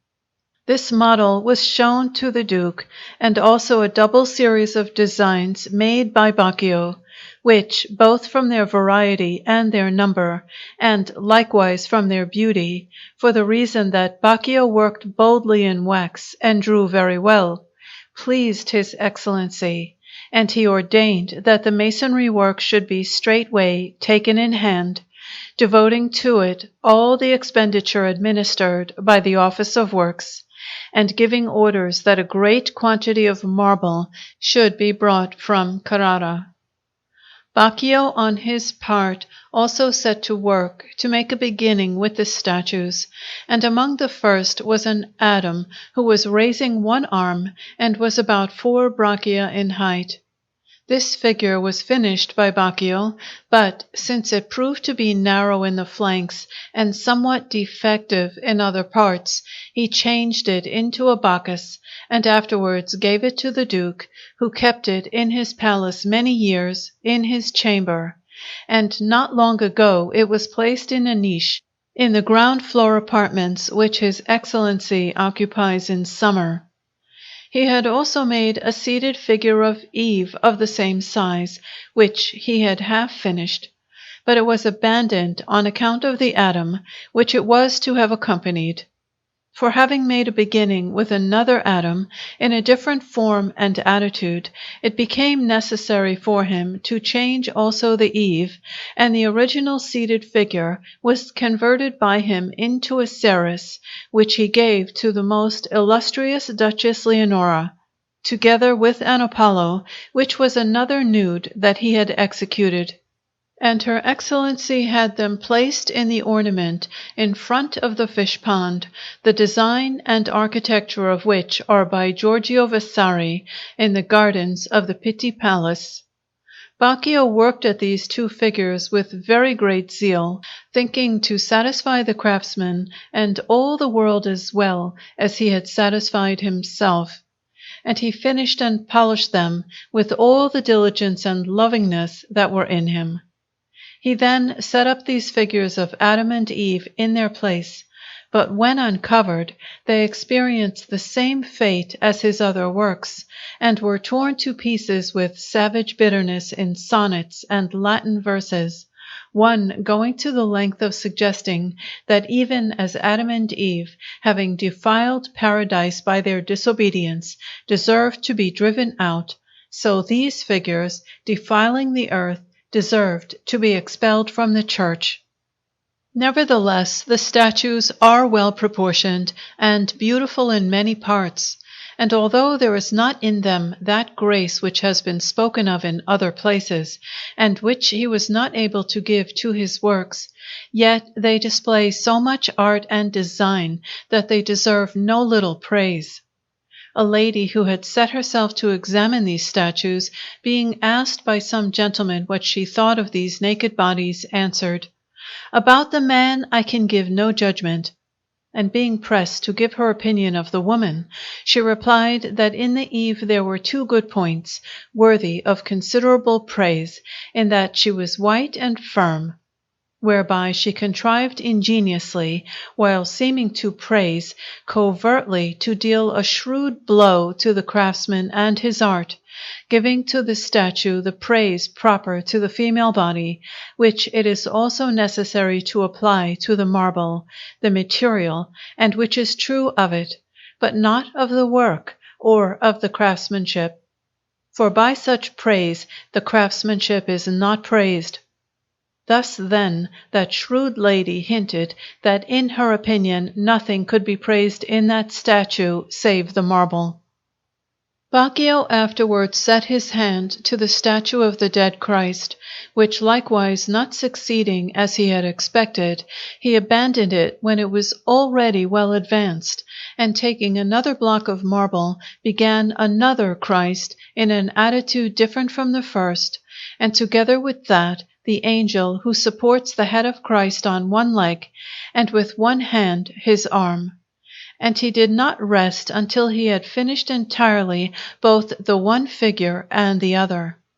When arrangements were made to set it up on the altar, it proved to be so large that it occupied too much space, and there was no room left for the ministrations of the priest. And although this statue was passing good, and even one of Baccio's best, nevertheless the people, the ordinary citizens no less than the priests, could never have their fill of speaking ill of it and picking it to pieces. Recognizing that to uncover unfinished works injures the reputation of a craftsman in the eyes of all those who are not of the profession,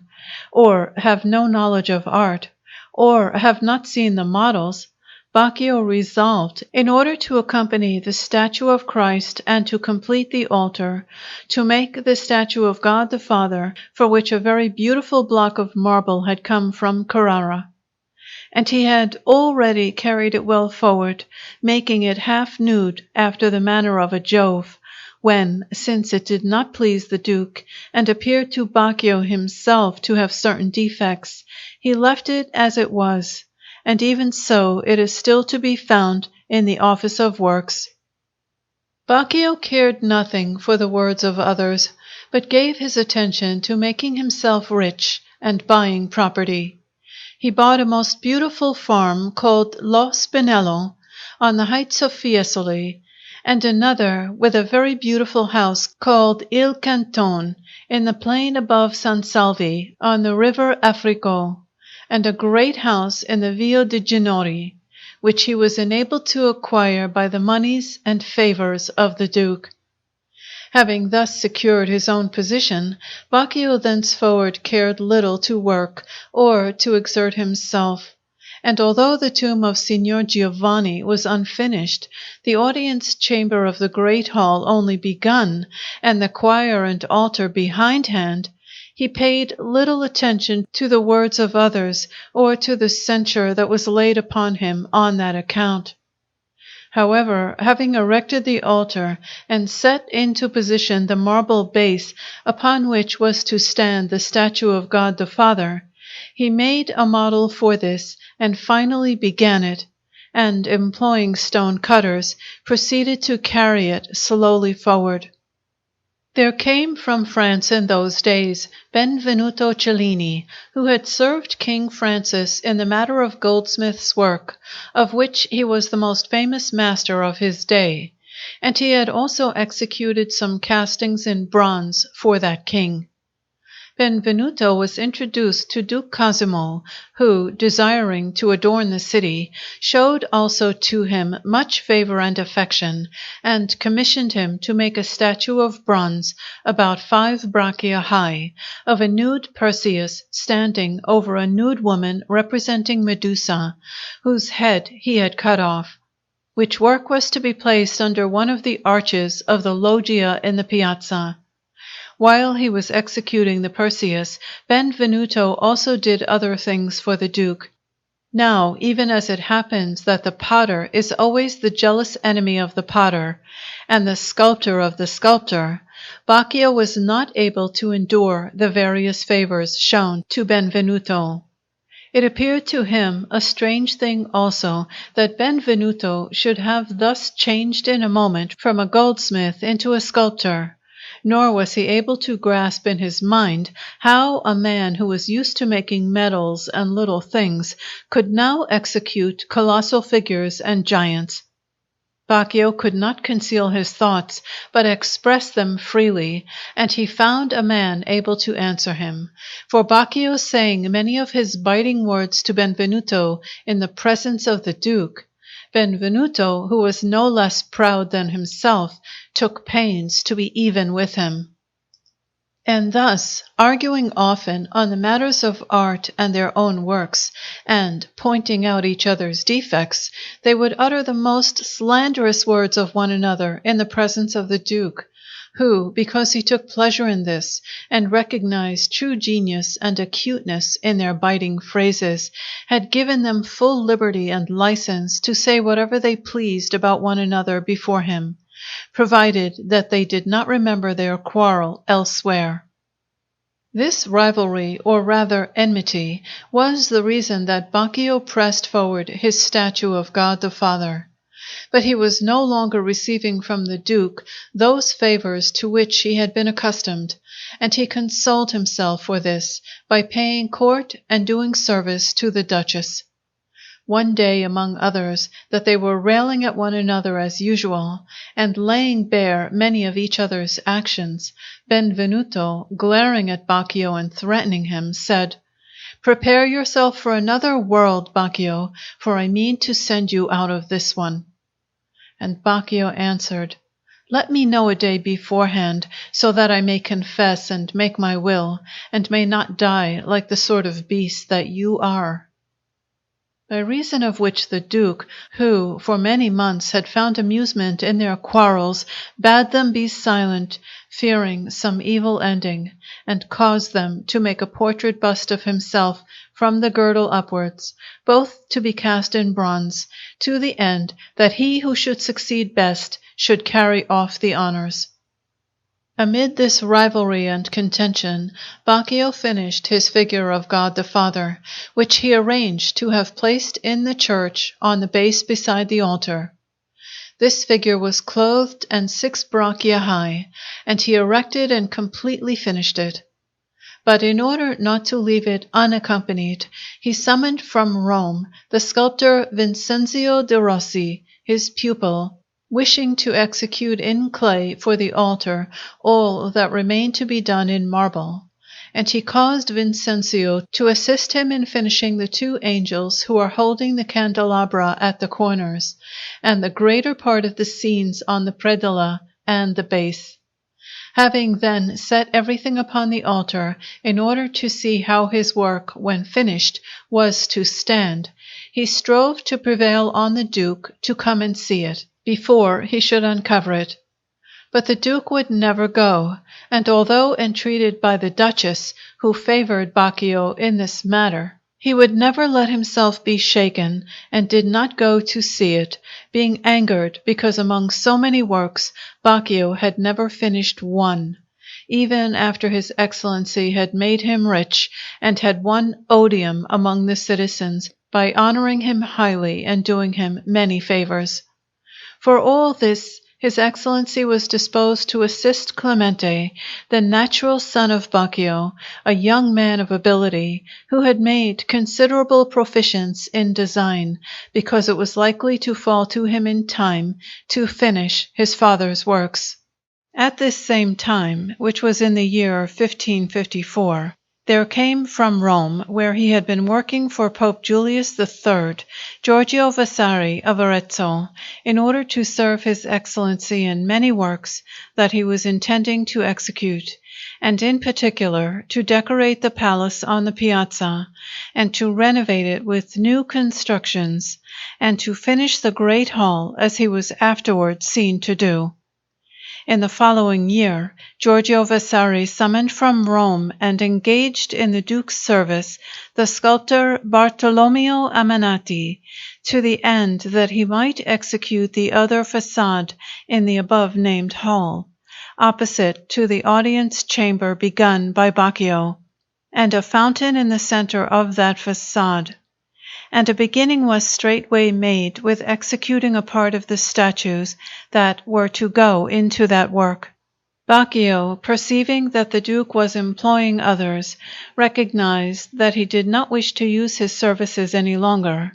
at which, feeling great displeasure and vexation, he had become so strange and so irritable that no one could have any dealings with him, either in his house or out of it.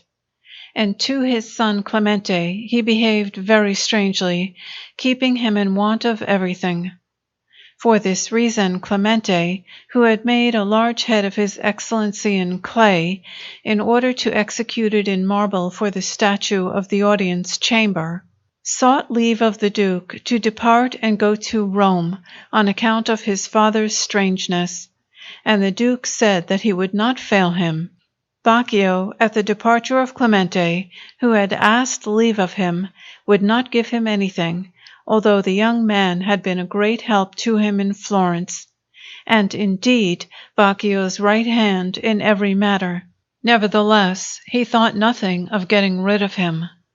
The young man, having arrived in Rome at an unfavorable season, died in the same year both from overstudy and from wild living, leaving in Florence an example of his handiwork in an almost finished head of Duke Cosimo in marble, which is very beautiful, and was afterwards placed by Baccio over the principal door of his house in the Via de' Ginori.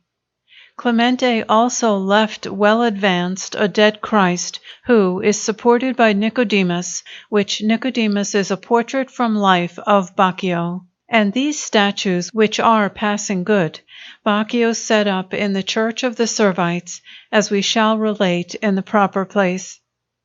The death of Clemente was a very great loss to Baccio and to art, and Bandinelli recognized this after he was dead.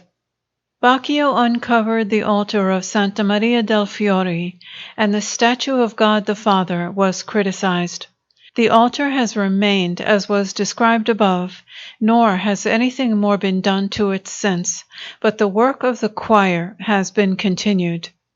Many years before, there had been quarried at Carrara a great block of marble 10 braccia and a half in height, and 5 braccia in width, of which having received notice, Baccio rode to Carrara and made a contract for it with him to whom it belonged, giving him 50 crowns as earnest money.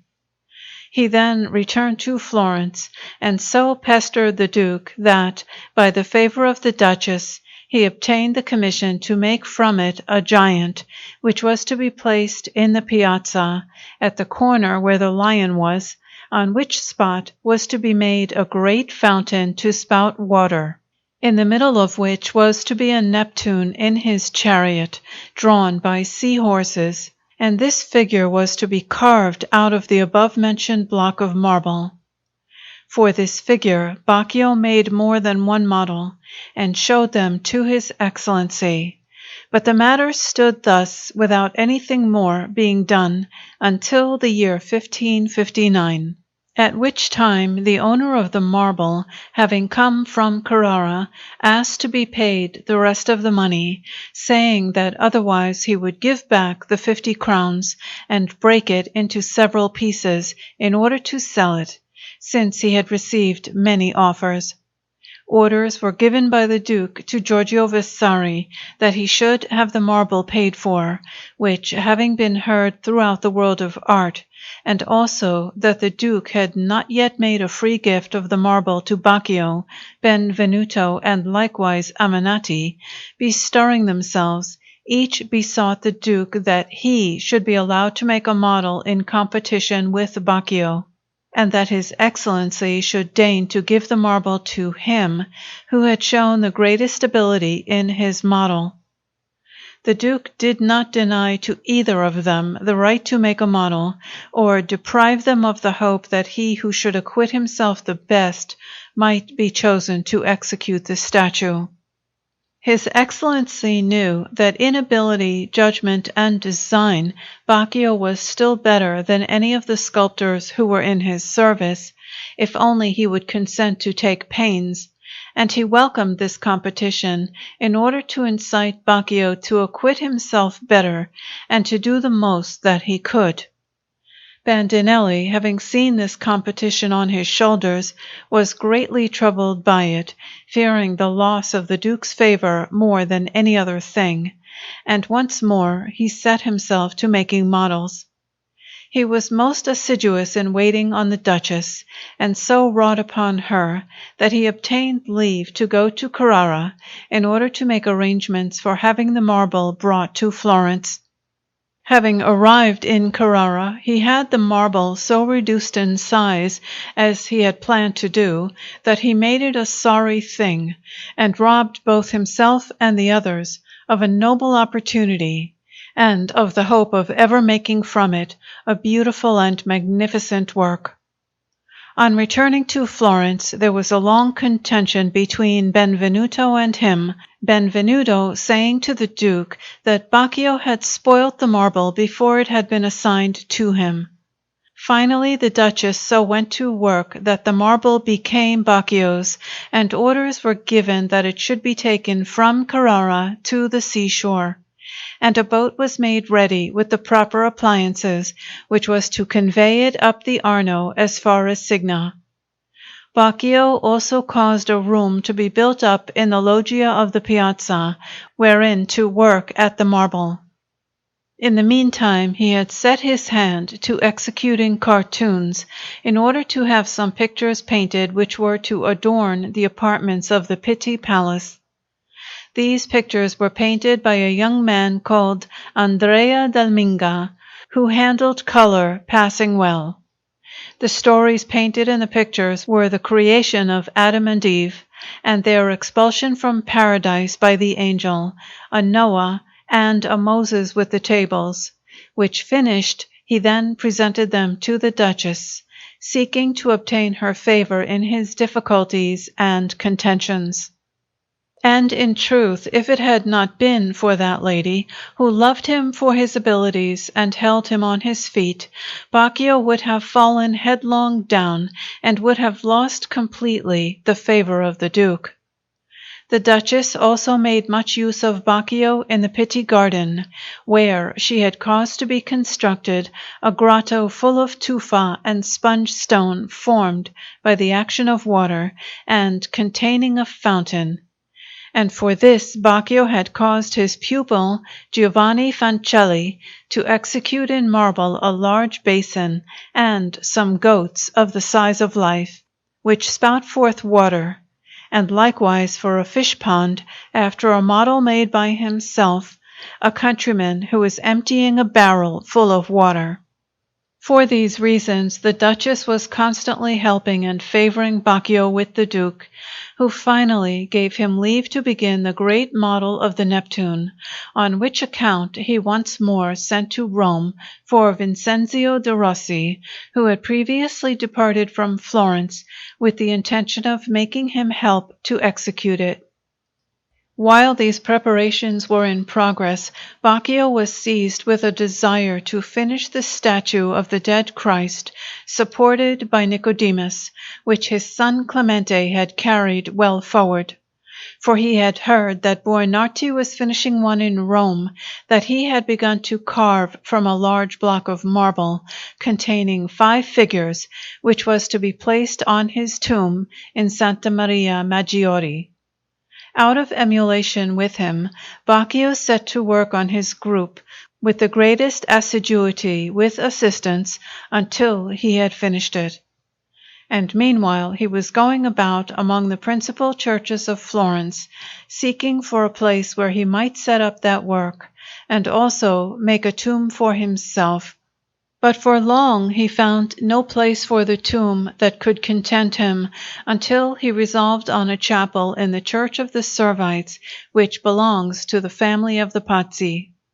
The owners of this chapel, at the request of the Duchess, granted the place to Baccio, without divesting themselves of the rights of ownership, and of the devices of their house that were there. And they granted him only this, that he should erect an altar of marble, and place upon it the statues mentioned above, and make his tomb at the foot of it. Afterwards also he came to an agreement with the friars of that convent, with regard to the other matters appertaining to the celebration of Mass. During this time, then, Baccio was causing the altar and the marble base to be built, in order to place upon it the above-named statues. And when he had finished it, he proposed to lay in that tomb, in which he wished to be laid himself together with his wife, the bones of his father Michelangelos, which at his death he had caused to be placed in a vault in the same church. These bones of his father he chose to lay piously in that tomb with his own hands. Whereupon it happened that either because he felt sorrow and a shock to his mind in handling his father's bones, or because he exerted himself too much in transferring those bones with his own hands and in rearranging the marbles, or from both reasons together, he was so overcome that he felt ill, and had to go home, and his malady growing daily worse, in 8 days he died, at the age of 72, having been up to that time robust and vigorous, and without having ever suffered much illness during the whole of his life. He was buried with honorable obsequies, and laid beside his father's bones in the above-mentioned tomb constructed by himself, on which is this epitaph: Deo optimo maximo, Baccio Bandinelli,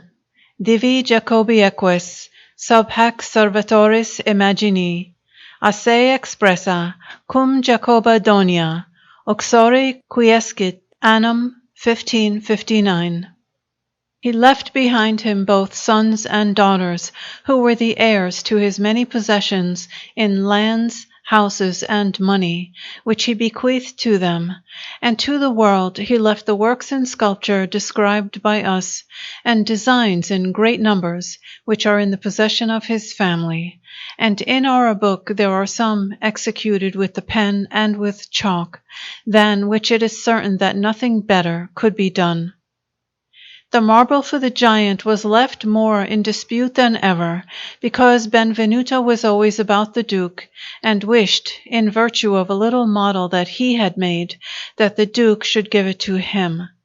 On the other hand, Aminati, being a sculptor of marbles, and more experienced in such works than Benvenuto, considered for many reasons that this work belonged to him. Now it happened that Giorgio Vasari had to go to Rome with the cardinal, the son of the Duke, when he went to receive his hat, and Aminati gave to Vasari a little model of wax, showing the shape in which he desired to carve that figure from the marble, and a piece of wood reproducing the exact proportions, the length, breadth, thickness, and inclination from the straight of the marble, to the end that Giorgio might show them in Rome to Michelangelos Buonarroti, and persuade him to declare his opinion in the matter, and so move the Duke to give him the marble. All this Giorgio did most willingly, and it was the reason that the Duke gave orders that an arch should be partitioned off in the loggia of the piazza, and that Aminati should make a great model, as large as the giant was to be.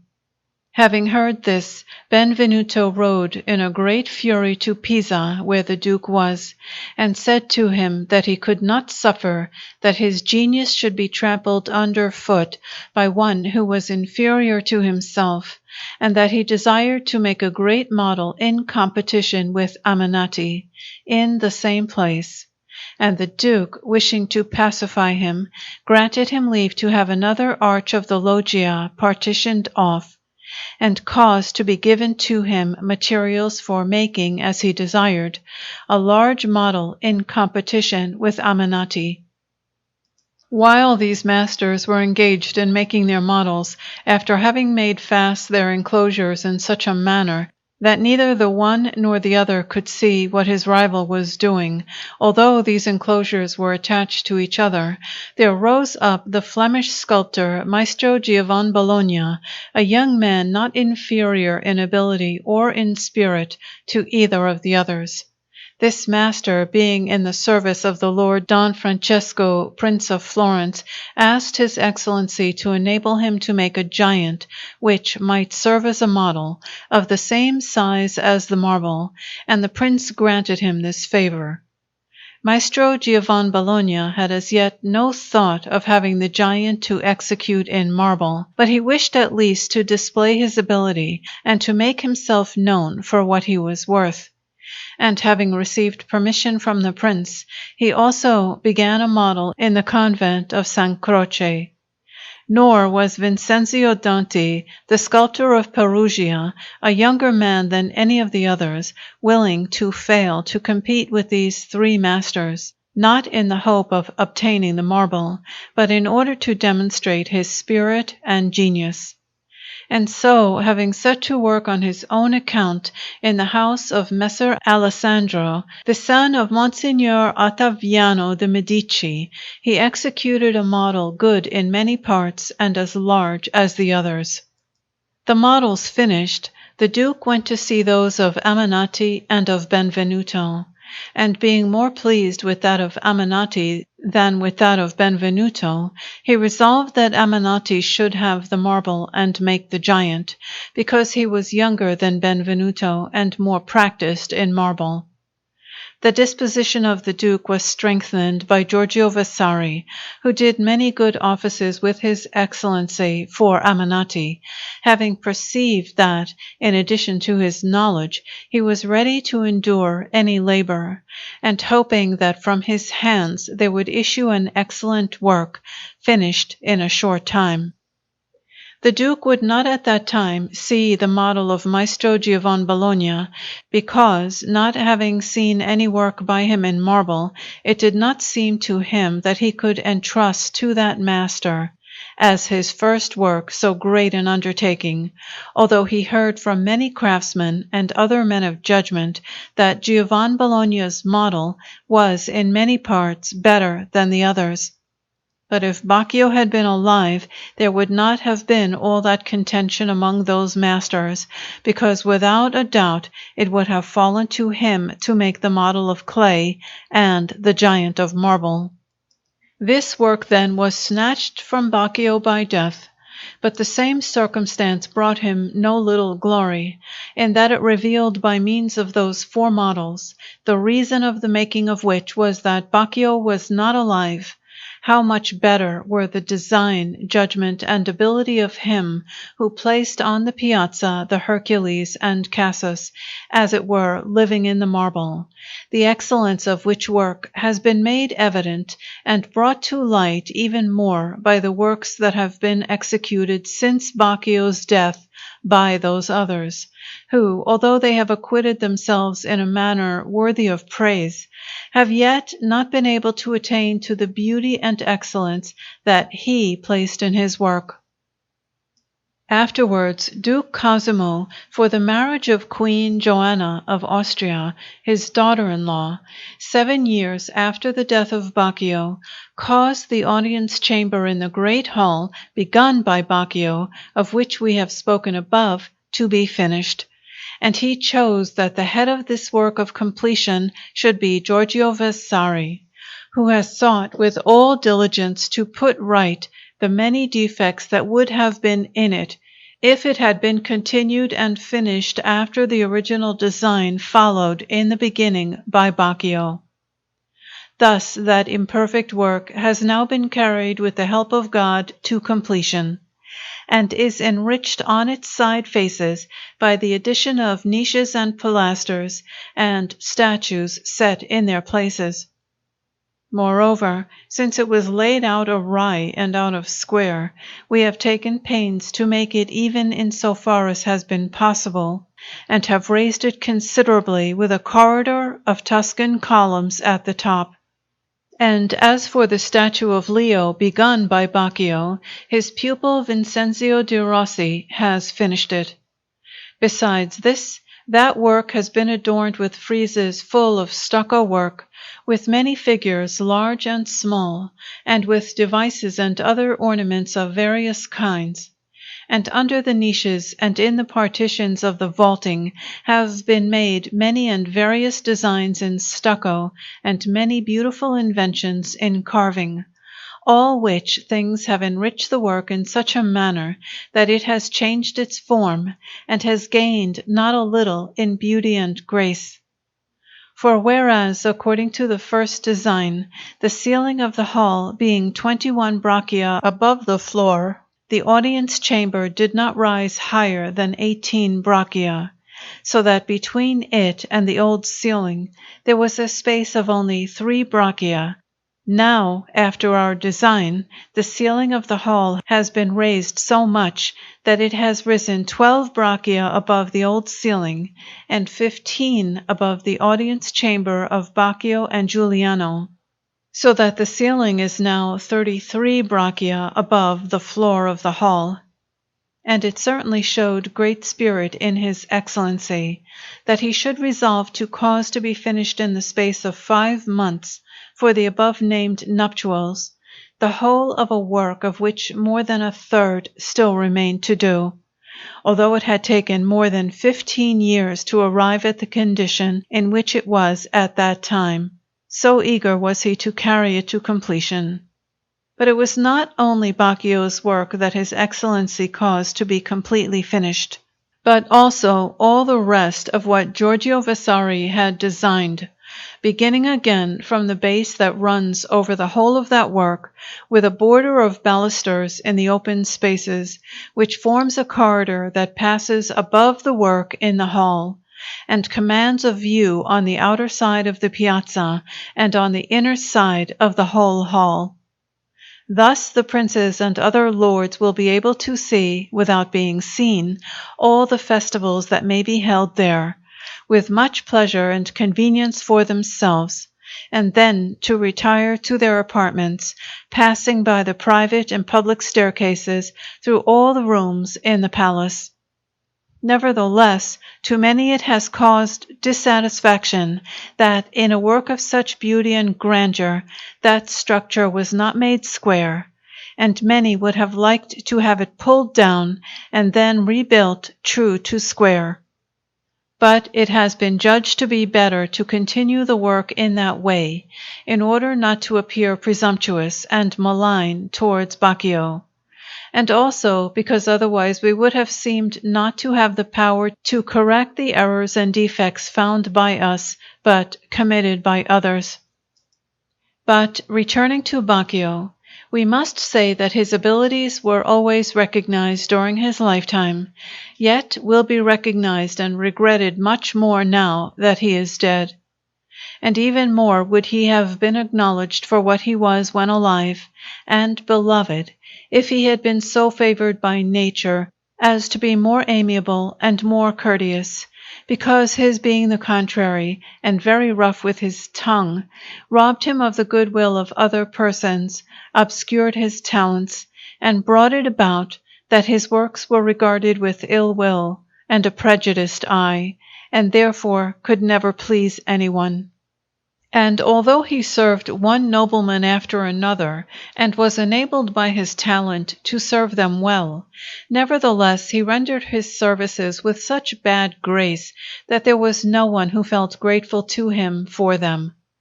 Moreover, his always decrying and maligning the works of others brought it about that no one could endure him, and whenever another was able to pay him back in his own coin, it was returned to him with interest, and before the magistrates he spoke all manner of evil without scruple about the other citizens, and received from them as good as he gave. He brought suits and went to law about everything with the greatest readiness, living in one long succession of lawsuits, and appearing to triumph in them.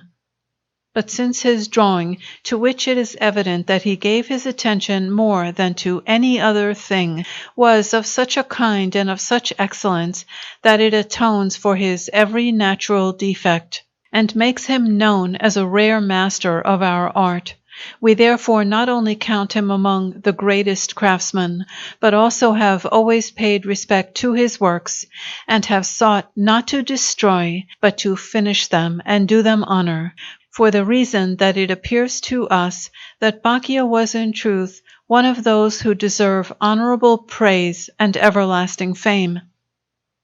We have deferred to the end the mention of his family name, because it was not always the same, but varied, Baccio having himself called now di Brandini and now di Bandinelli.